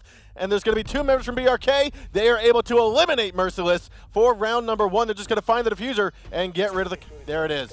Now we are going to see that map go 5-2 in favor of BRK Esports. Well, that was not quite the 6-5 as last time, so it doesn't seem like Merciless came up with a lot of new stuff that really worked. It was definitely all about that laundry. Once they couldn't, get that down. I mean, obviously Nesk's little 4K Ash Rush round helped a little bit. Throw an extra point on the board. No, that Nesk rush inside of the blue construction entrance, I think that definitely caught Merciless off guard. But moving into the next round, it made them flustered. Yeah, you saw. I mean, Intact just dropping to the floor, them losing the Ash again on that on the Valkyrie push there. It was a very endearing win there for BRK. They've secured map number 1. If they can win this next map, they'll secure their spot in the playoffs as well, as that's what these teams are fighting for this evening. Yeah, I mean, we'll see how it goes on Clubhouse, but let's take a look at how it went on Oregon first. Now here it is again. A lot of these kills will go in favor of BRK. However, what we are going to highlight here at the beginning is some of Merciless's wonderful kills. You have Boar on that glass, grab some nice kills here and there. But ultimately, BRK did a wonderful job at flushing out the roamers on the top floor. There's a nice double C4 kill we saw earlier. This is that rush. There's the first kill of the round. He picked up 1, turns around, grabs Intact. 3rd kill, he's actually going to scoot inside of here, and we'll see Mira on the side. Oh, he actually did get 2 there. Yeah. He strafed across and he got the Jaeger. I missed that. Wow. I missed that. So that was a 4K for him. Intact will be dolphin diving. At this moment, unfortunately, he knew that he was getting down. Yeah, poor guy. He's like, I didn't make it. And guys. Down he goes. But ultimately, while that did not go in their favor, they still have another chance to continue their streak of victory. Yeah, this is definitely a map again where we're going to see them be persistent on a single bomb spot. So I think if there was a map where they would transition bomb spots and be likely to go, well, let's just try our secondary because it's not working. Oregon would have been the map, not Agreed. Clubhouse. Because Clubhouse, you're not going to say, let's just try bar instead. So that stubbornness is definitely going to persist over to this map if they cannot defend Arsenal. So far, obviously, BRK have been better when it comes to attacking basements.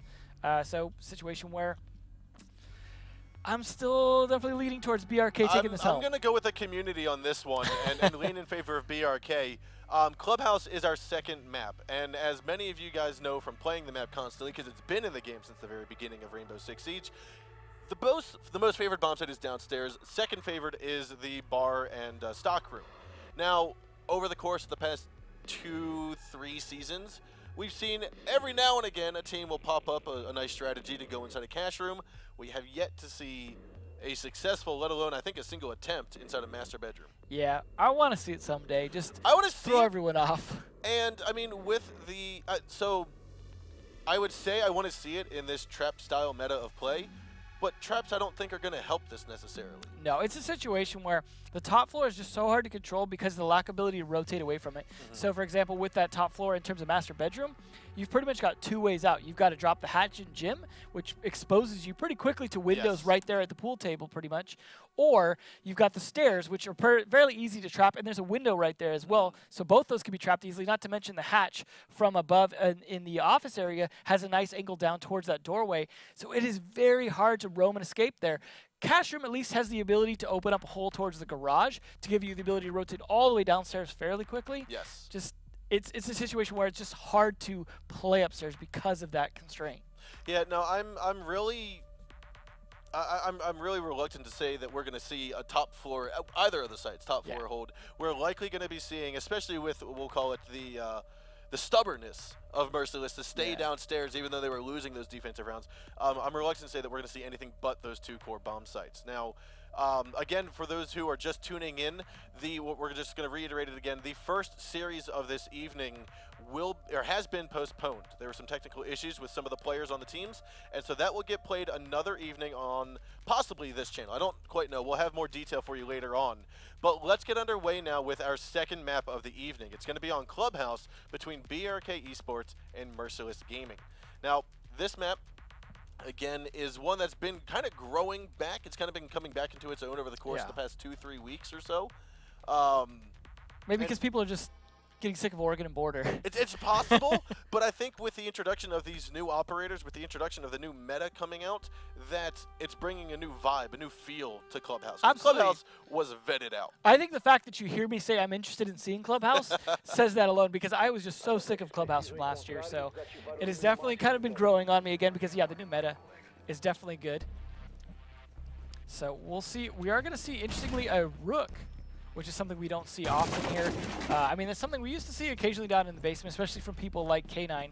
But surprising to see Navi's here bringing that. He's definitely going to be a site player with that, I would imagine.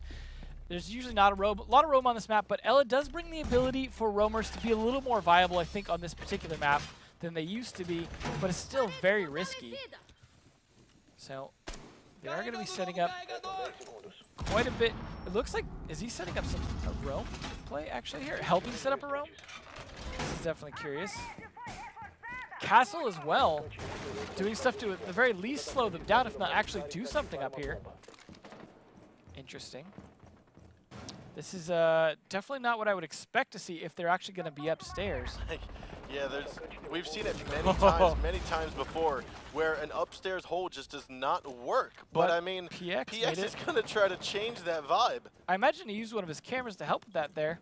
But they still haven't even gotten all their armor. Rook dropped his armor and pieced out, and they didn't manage to get the rest of it. So I guess if they fall back to site, they can pick up the shirts. But it's not looking great there. It looks like Zig was definitely caught off guard. That's the thermite down, so that is definitely some of their utility they might have needed for their attack down, but this attack is definitely going to have to shift regardless, because it is not the defense they were expecting. So good first round to open things up, that's for sure. Cyber is caught off guard, though, inside stockroom. They're going to push right in while he's just checking out his phone. Clearly punished for it, so that makes good advantage for Yuke here coming on in. Going to be able to potentially use his Candelas downstairs if they can manage to clear out the rest of the top floor. Nesk, though, will pick up a frag onto Intact again, turning the tide in favor of BRK. It's going to be a 4-on-3. Boar's getting droned out as well here. Having multiple roamers on the top side, or at least on the main floor, is not necessarily something I would be anticipating if you asked me. How do you set up a successful defense on this bottom site? No, but I like to see it play out just to get some ideas here on what could potentially work in the future.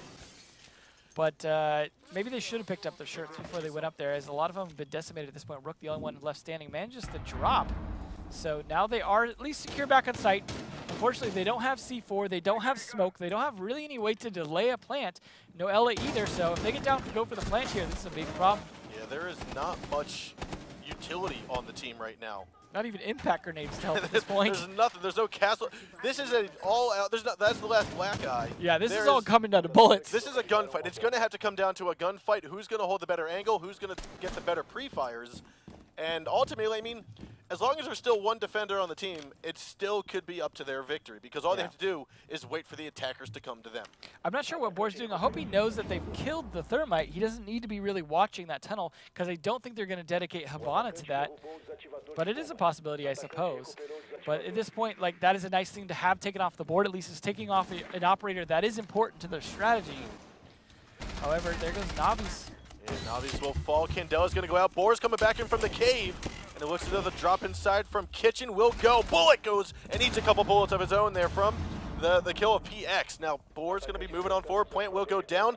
Nesk is going to be outside, I think inside of the freezer or even further outside of Kitchen. He's going to be the last man alive, as Boar has just been taken down by one. Oh, this fight coming here. There it is. Nesk called him on out, and we are going to see one try to reposition himself, go over towards Cave. Nesk is likely to come out on top in this. So going against the Habana with the powerfulness of her gun will likely be able to finish this off. PX again going to be clustered inside of here, looking on to the left and to the right. Nest comes out on top, and we will see BRK win round number 1. I'll give PX points for gumption, but unfortunately it didn't work out. It was only the first round, though. That's where you should try out that new stuff. I liked the thought process behind it. Execution maybe a little lackluster. That I almost feel like after they got that early pick on Thermite, fall back to sight. Like, maybe they were just pushing their luck a little too much, getting a little overconfident after that first kill, thinking, hey, we got that, what else can we do? But at that point, they know you're upstairs. Your element of surprise is kind of gone, so not working out as well at that point. I want to say the last time that I have seen a defense attempt to put roamers on the main floor when bomb site is downstairs is year 2, season 1 between G-Bots and Playing Ducks. That went, and I think it was actually the decider matchup, and G-Bots beat that defense out and came out on top. Yeah, not such a great track record for that particular setup, but we are seeing a Ying again, along with Cyber on the Glass. We saw some great Glass play as well last night.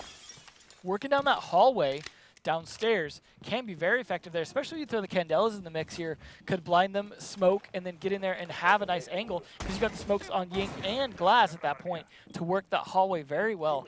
So I can kind of see what they're going for here. They do have a Thermite as well, though, so there's a good chance we can see them coming over here. You saw that Blackbeard have his drone watching that. So they were going to call it, oh, there's no electricity there, right before Nest comes and puts a battery on it. So looks like, I'm not sure if Navis is going to be helping set this up, soften this up a little bit, but Zig playing aggressively upstairs again, much like they were just playing aggressively upstairs. Interesting. Both these teams really wanting to change things up a little bit in terms of how to clubhouse is played. I think putting pressure on at the very start, not being overly risky, yeah, but putting enough pressure that it slows down the attackers to make them think about exactly what they're doing, that they aren't just given the top floor for free, I think is a wise choice, just for the fact that it will slow them down a bit. I like it with Pulse, too, because it's a situation where you can kind of tell if trouble's coming or not. But they are definitely opening this up there pretty quickly in terms of getting set up. Blackbeard shot the battery out. Now they're going to be able to open up the tunnel, and then you have, interestingly, Thermite taking out a hatch as well. Maybe they're saving some of those the Hibana charges in case they need them for any kind of walls or anything like that. There is a Mira, so... Yeah, I'm thinking the Mira window's right here. That will help Glaz out quite a bit if you think about it, though. Yuke, unfortunately, well, fortunately for him, will evade the bullets coming down from the main stairwell. Navi's has gotten his way into the tunnel, and it looks as though the shotgun from 1 is likely to potentially take him out here. He's got to go through some barbed wire using the flashbang. He's actually going to hit himself with it. I like that they're pitching with a Blackbeard and a Glass, but Smoke is making short work of it. Navi's unfortunately gets caught in the barbed wire and in the gas. 1 swings on in with a nice shotgun kill. Well, that did cost him all 3 of his gas canisters, so we'll see if they can actually take advantage of that. But it is a bummer losing your Blackbeard. That's putting a lot of pressure. Now, that does give a lot of opportunity for Cyber to counter on the different positions while Boar keeps him busy, especially with Nest going down there. Tack will pick up that 1 kill. I do like the smoke pulse combination inside of the tunnel. It's going to allow 1 to stay nice and put. C4 comes on out from Bullet, but it misses his target. Cyber's going to have a little bit of engagement down here, and Bullet's likely to have to pre-fire through this hall. Yeah, unfortunately for him, he doesn't have another C4 to throw, and that is Yuke's life forfeited because of it, because Bullet is not able to do anything about that. Ooh, and it looks as though there's a nice pre-fire as Bullet comes swinging around, picks off the head of Cyber. Bullet's going to get a refrag going to 1, and then he will go down by Bullet. It's going to be a 2-on-2 with 30 seconds to go. Intact going to throw a couple Candelas down. PX as well will be moving on down with Intact. Plant will likely not go down here as we do see Zig picking up yet again another kill here, and Bullet and PX going to go back and forth with some pressure above, I think. Zig might have rotated around towards Kitchen. The Bullet conservation. They're both moving in forward, and we will have the Valkyrie come out on top. You saw that fire control from both of them just bursting, hoping to hit one of the heads. You saw there was a lot of close ones on Bullet there. You can see those sparks just right where his face was a moment ago. It's been such a slugfest on this map. These two teams not playing, like, I mean, I'm sure they're playing with strategy. We're not even seeing a lot of the strategy because we're just seeing so many brutal gunfights going out between these two here. But I like the entertainment factor alone between these two. Now, we do have an update for you on that first series that did not get played yet. I'm being told by the ESL admins that it is still possible for the games to get played tonight if their internet situation becomes better. Okay. Right now, what I can say is that it might happen. We don't have a guarantee that it will or will not happen. There's a chance that it will, and there's a chance that it will not happen tonight. And again, that is going to be the first series from this evening, which was between Nox and not Team Fun. It was Nox and what was Encore. Encore. Encore was the team. I'm hoping that does get finished tonight. I would really like to see how that turns out, because that would was as well. definitely an interesting match. Speaking of interesting, we've got our first Legion here. This is I like Legion on maps where you know they've got to go through certain areas or they're going to use certain drop hatches. Yes. So you've got the drop hatch in Moto, you've got the drop hatch in Arsenal, you've got Dirt Tunnel, and you've got the hallway pushing down, as well as the hallway in front of Church. These are all predictable areas that are choke points they have to go through, including Blue Tunnel as well, which used to be a barbed wire heaven. So it's a situation where Legion, if he's smart and can live long enough, not only sets up a lot of things where he knows that they're going to potentially take a lot of damage and get slowed down, but more importantly, he can know when they're approaching without necessarily depending on Valkyrie cameras, which they do not have. So hopefully it becomes effective and useful here, as they have 0 points on the board so far on this particular map. So they've got to do something different, and at least they're changing it up, unlike last map. So I like where their head's at. They're not playing that super upstairs roam again. I gotta say that they're going to be playing this Legion very similar to how Fabian had played Legion. I would hope so, as he has been the most successful Legion I've seen so far, because he did play it for information, which it is very great for. I mean, you've got these invisible trips there that give you great intel. Although it's not like you get an alert on your screen or anything, but you can tell that it has been tripped. So nothing's slowing down a bit here. They started to make some progress getting some stuff open, getting the Dirt Tunnel open. Definitely means they're going to put pressure from it, but they're not forcing in with a Blackbeard or a Glass through that. Although there's a nice early kill on the Nobbies, though. That is the Jaeger off the board. Not super critical if he's got his ADSs up. Nesk, though, the nice early kill does help. Yeah, I want to say Nesk actually baited that out, because you saw him on the cash room stairs, out of sight, out of mind, waiting for someone to push up the ladder, and I think that might have been when Nobbies got picked. Yeah, good play on Nesk. So far, I think we've seen some great performance from Nesk tonight. Not that we haven't seen it from the other players at all, but he's definitely been on form tonight. Cyber, though, not on too much of a roam down here. Yeah, this looks as though one will spot out Cyber. PX going to move on over to Blue. Now, I like the fact that they have this mirror window inside of Blue facing Church. That means that even if push comes to shove towards the final moments of the round, we will not see an easy overhaul of Church. We are still going to have to see a lot of pressure put on from the defenders. We rarely see a Church wall blown these days anyways, but it is still a point where people will move past to go over to Moto to try and pressure from the Church side over there as well. Nesk, though, trying to hoping he could catch someone making a mistake here, but they're not falling for it. I think Cyber actually has the upper hand. He was looking like he might have been looking to the top of the ammo crates. Or, however, will try to toss out one goo mine and pay the price for it. He'll go down by Nesk. It's going to be a 3-on-5 now. 35 seconds left. Nesk still looking for another shot through the cabinetry. But we have a gas grenade getting thrown in to counter out the Candelas, counter out the smokes. The drop looks like it might have already happened. You could be in the middle of the smoke trying to go for a plant. Nade comes out. Cyber's got to move, and Cyber's actually gotten under the drop hatch. Gas grenade will finish him off. Nice job by Intact. Nice SMG 11 kill there as well. We are going to see Cyber and PX as well as Intact pick up 3 kills straight in a row. It's here all up to Bullet in a 1-on-3.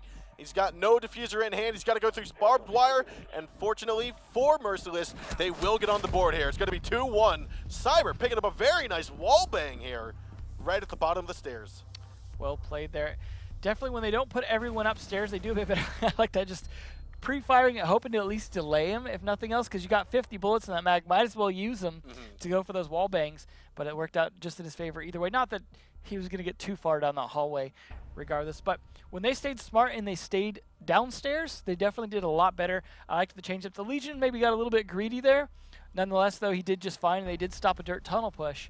So they were able to survive that quite well. However, BRK now, be a victim of their own success here potentially, going upstairs to Bar, may help Merciless try and catch up here to 2-2. We are going to see this Echo Smoke combination, which I think has proven to be useful on some sites, on some maps. Yeah. I would think Bar is one of those sites that does make a lot of sense, because denying the plants here is very important, because sometimes the angle can be difficult to get onto the stock room because of the way the bomb is placed in there and the way it lines up with the doorway and the projector and all that. Not to mention the wall that kind of blocks your view of the pool table. So it's a situation where things you can throw or echo drones are great ways to stop the plant rather than just depending entirely on bullets. So I do think echo makes sense there. Not to mention you've got bullet with the C4 on top of that. You've also got Nesk with the Elamine, so I think at this point Bandit's the only one that doesn't have something to stop a plant. I imagine they've got to be using those to at least stop a push from the strip side, but it looks like they've got a lot of drones over there that could potentially be going for a strip push. Bullet, though, not going to be roaming upstairs, unfortunately, as fun as that would be. Yeah, for a second I thought he was because we had his partner trying to reinforce the drop hatch. Did you see, looks like he could be kind of up, perhaps in cash room. Definitely want to keep some upstairs control. Yeah, he's set up in a... Yep. No, he actually might be looking out the window. I was going to say he might be looking out the window, but he doesn't have the ACOG anymore on that MP7. Yeah, that's definitely a lot riskier to do. I mean, it is good to have something to counter a push-up to this top floor, but it is risky losing people doing it. Because you don't want to give them this top control. They have a sledge, no buck, but sledge can open the floor just fine. Put a lot of downward pressure on them here. See if that Ying comes into play as well. Might be able to just throw those Candelas straight down from Gym Hatch. Start blinding them all. Now we do see BRK stationing some players inside of the strip club. That's going to be Nesk being the most forefront one here. Smoke Grenade's going to go out. Nesk might actually go for a peek here. No, he's not. He will toss down a nice C4 or a nice... Wow. Oh, will he actually down Cyber? Yes, he will. Now, because of the smoke grenades, he won't necessarily be able to confirm that nor go after that kill, but he did throw out an Elamine in return. And then unfortunately for him, Glaz gets picked back up. I don't think he's going to let that slip a second time. Nope. There we go, the punish for it. So you got to finish your kills. But it is nice to see Cyber on the Glaz again instead of Boar. The saving grace for that is that Nesk, before he got basically refragged by Cyber, he did take out Boar. So he got 50 health off of Cyber, 100% off of Boar. It's a lot of work for one operator, especially on a key hold such as Strip Club. Yeah, hopefully at this point they don't need the Thatcher, as they could potentially take out batteries from above if needed be, but it's definitely a sucky situation to be in. We still have this Ying ready to throw smokes and Candelas as well. This Thermite ready to open up the wall if he needs to here, if he hasn't already. Looks like you open up at least one wall into the inside there. Now again, we see him navigating away from Cash Room, down the stairs towards the main lobby of Bar. And he's got to be wary of Sledge above. Sledge has been opening up the floor of Master Bedroom as well as the gym. And he'll come swinging on down the kitchen stairs, picks up Zig, peeking out from the kitchen. And now it's going to be a 4-on-3, 45 seconds to go. Gas Grenade's going to go out onto A. So far it's looking like we could see this pick back up from Merciless to bring it back to a 2-2 because it is not going in favor of the defenders here. Outside of picking up Boar, they've definitely not been making much progress here other than a slight bit of damage on the rest of the attackers who have made a tremendous amount of progress. And we haven't even seen those Candelas and smokes come out yet. We have not. There is a Valkyrie camera right above the pool table, though. That's going to give us some indication on when the plant's going down. PX is on these stairs, and I think one knows it. He's just going to play that waiting game until the push finally goes on. And 10 seconds left to go. It's going to be a 3-on-4 again. One still moving in. He'll pick up a kill there on Inavis, but not before Yuke goes down and gets taken out. The plant will be successful here as one tosses out the final gas grenade towards pool table. That's not going to go over the brick wall. Instead, it's just going to give a little bit of cover for him to get into position. Bullets trying to make sure that he's not going to get hit from the side. Candelas go out again. Intact comes in. C4 comes out, and it will not explode. Intact going to pick up one. He knows the last man's on top of kitchen stairs going on down. One's going to peek on up, and I think Cyber will peek on over the ledge, grab this headshot in the moment, and round will go to Merciless here. I enjoyed the post-plant Candelas. That's not something you see often there, because usually the Ying doesn't live long enough to see that.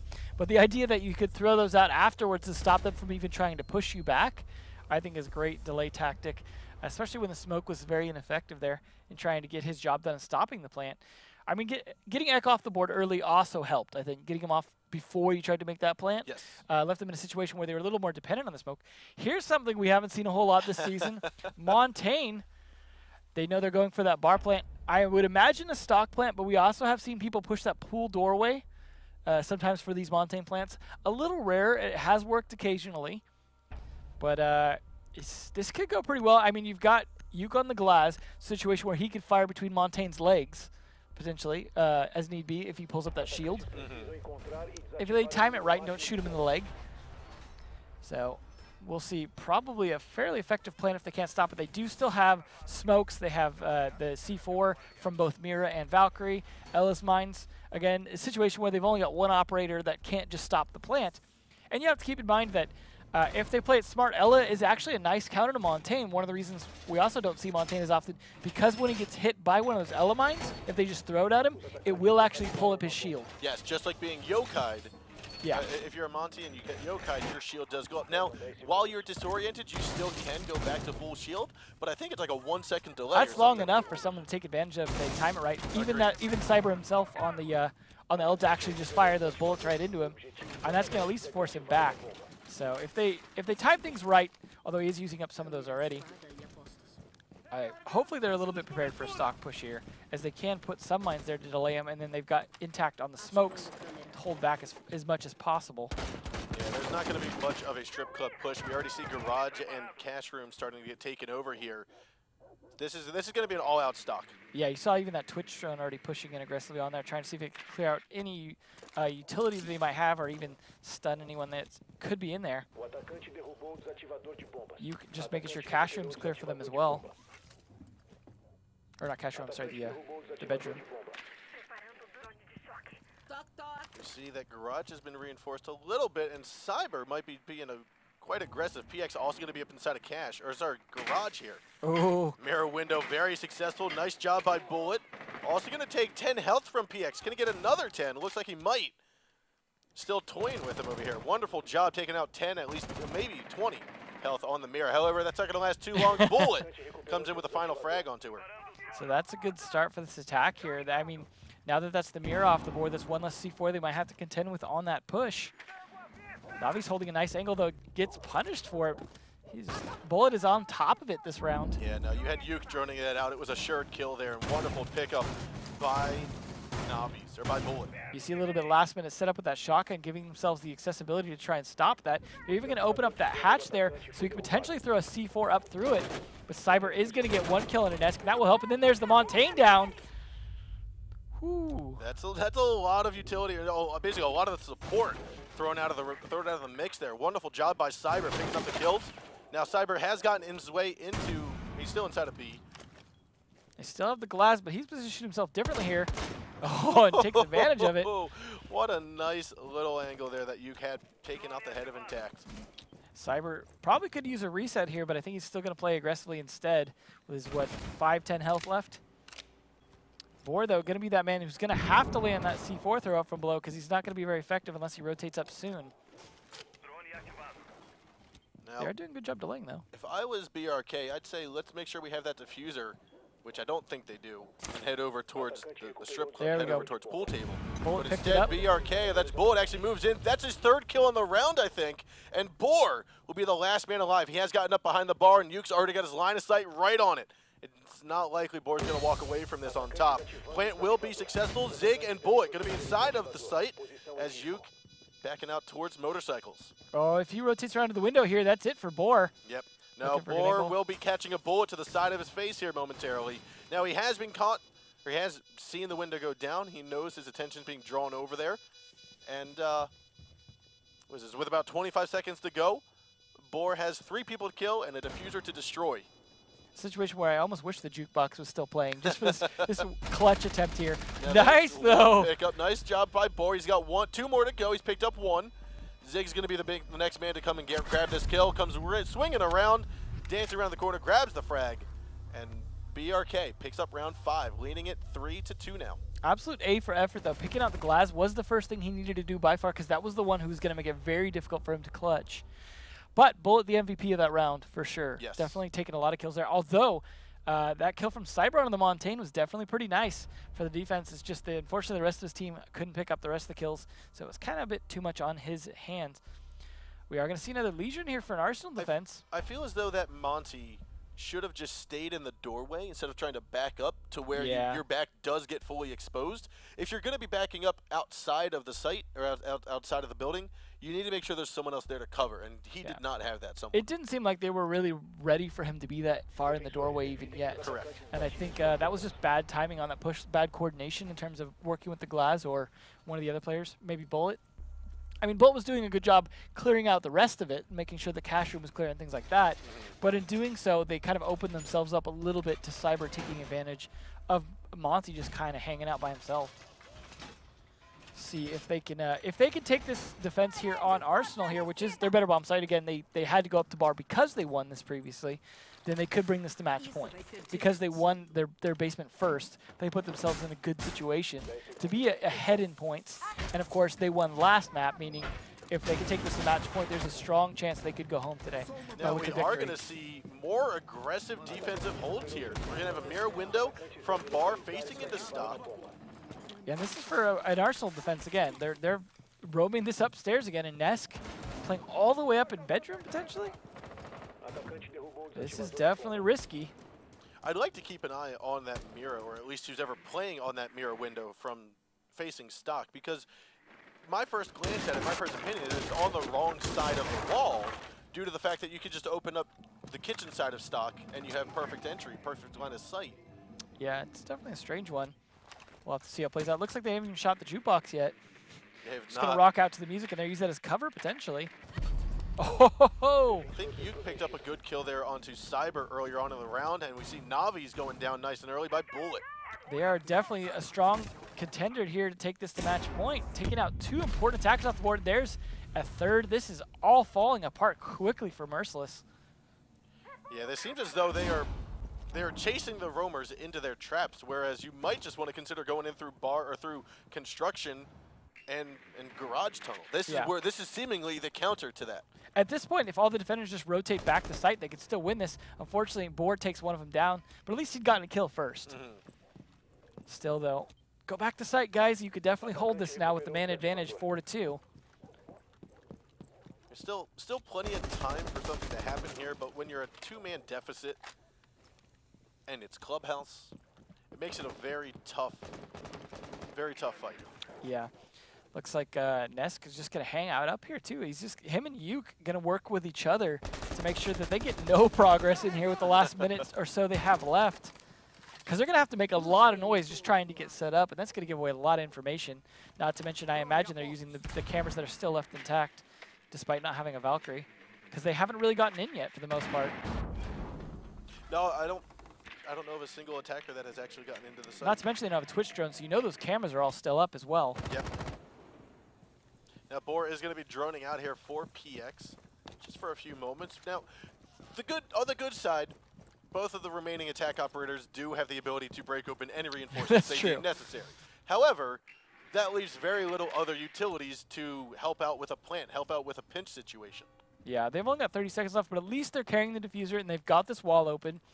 And there is 2 people only left on site, so depending on how fast they rotate back, but that's going to give away a good bit of information there that the push is coming there. There goes the element of surprise, unfortunately. Yeah, now they're going to have to use the Hibana charges to open up the castle barricade. 15 seconds to go. They're both going to have to rush on in. Yuke going to try to challenge this and rush from behind. PX already expecting it. It's going to be a 3-on-2 now, and Nesk picks up 1 frag. Can he get the other? No, Zig's going to grab that one instead. Round 6 going to BRK. They now lead 4-2. Starting to look like BRK were getting a little bit greedy there, but at the end of the day, they had more than enough manpower left to take them out. And that is looking like BRK kind of running away with this map at the moment, being 2 points ahead on match point is a death sentence for a lot of teams. MG, they're going to be going back down. They at least did their time up on bar, and so they're going to be able to go back down to Arsenal, which is at least something they could potentially defend here. Yes. They have successfully defended it once, so they might not be out of this yet, but it's still going to be tough. At least the nice thing is if they win the next 2 rounds, they don't have to go to bar again. Because if they win this round and then the next round will be attack round, that would take it to overtime in a situation then they could choose whatever site, and they wouldn't have to go bar to. So the math works out a little bit in their defensive favor, but they haven't won this every time.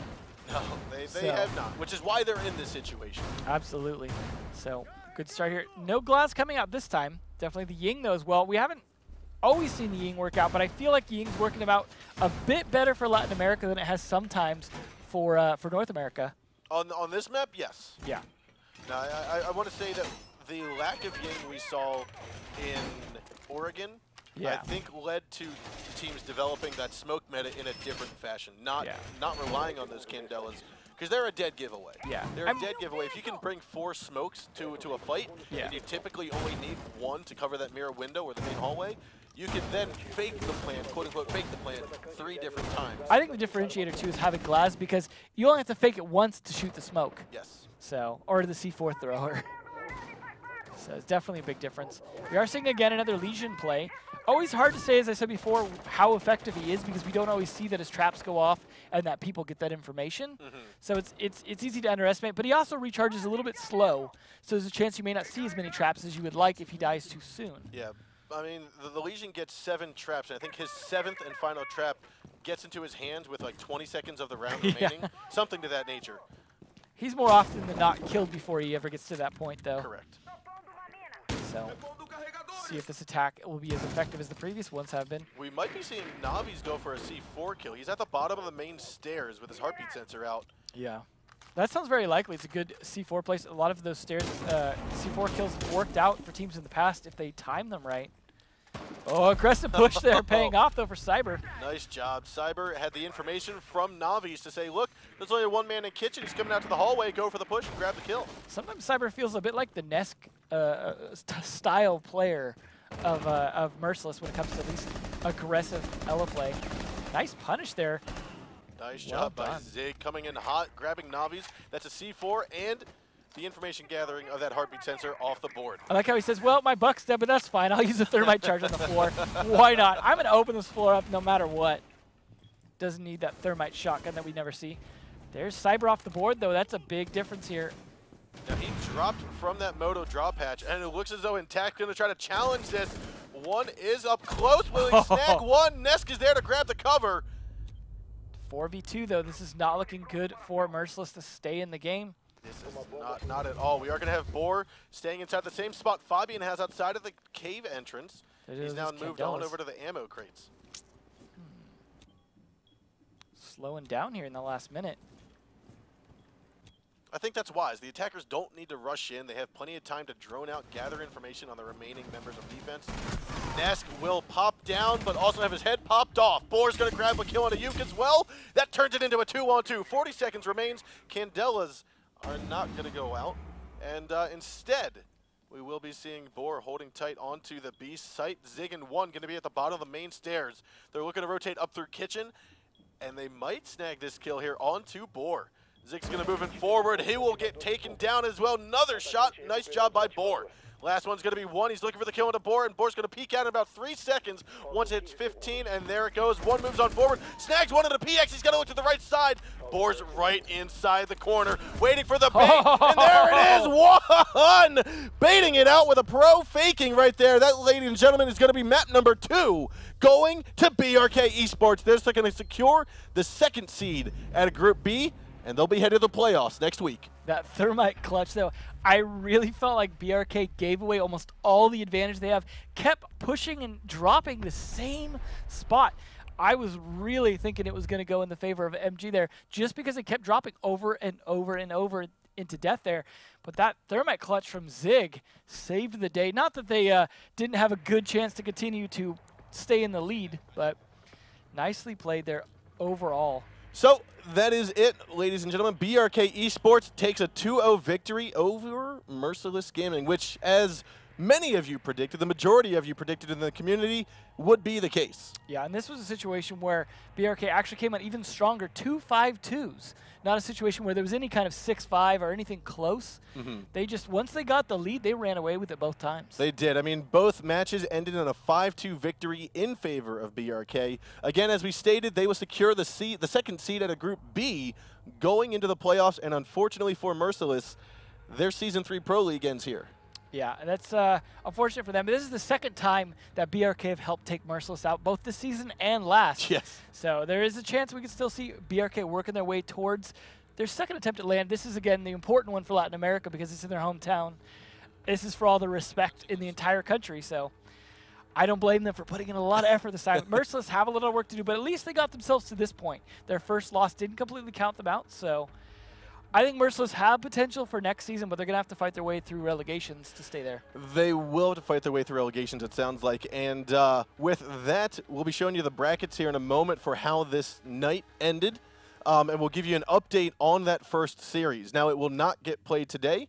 We'll give you an update here in just a few short moments. Referring back to this game between BRK and Merciless. Actually, no, we'll move right into the brackets here. So Group A brackets, the matchup earlier today between Nox Gaming and Encore Esports. Due to some technical issues and some delays of games, we will be seeing Encore secure a 2-0 victory over Nox Gaming. Unfortunately, it appears as though Nox will not have another opportunity for them trying to get into the playoffs. So with that being said, we said it earlier that it might be rescheduled, that it might be played at another date and time, or it might be played later today.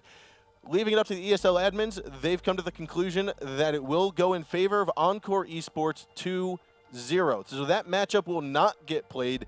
That will be the final outcome we see here between these two teams. That's very exciting for me to see, because I think Encore showed a lot of potential against Font. And that was a situation where that was like really the litmus test for that team. Them moving forward here, I think has a chance we could see them going to LAN.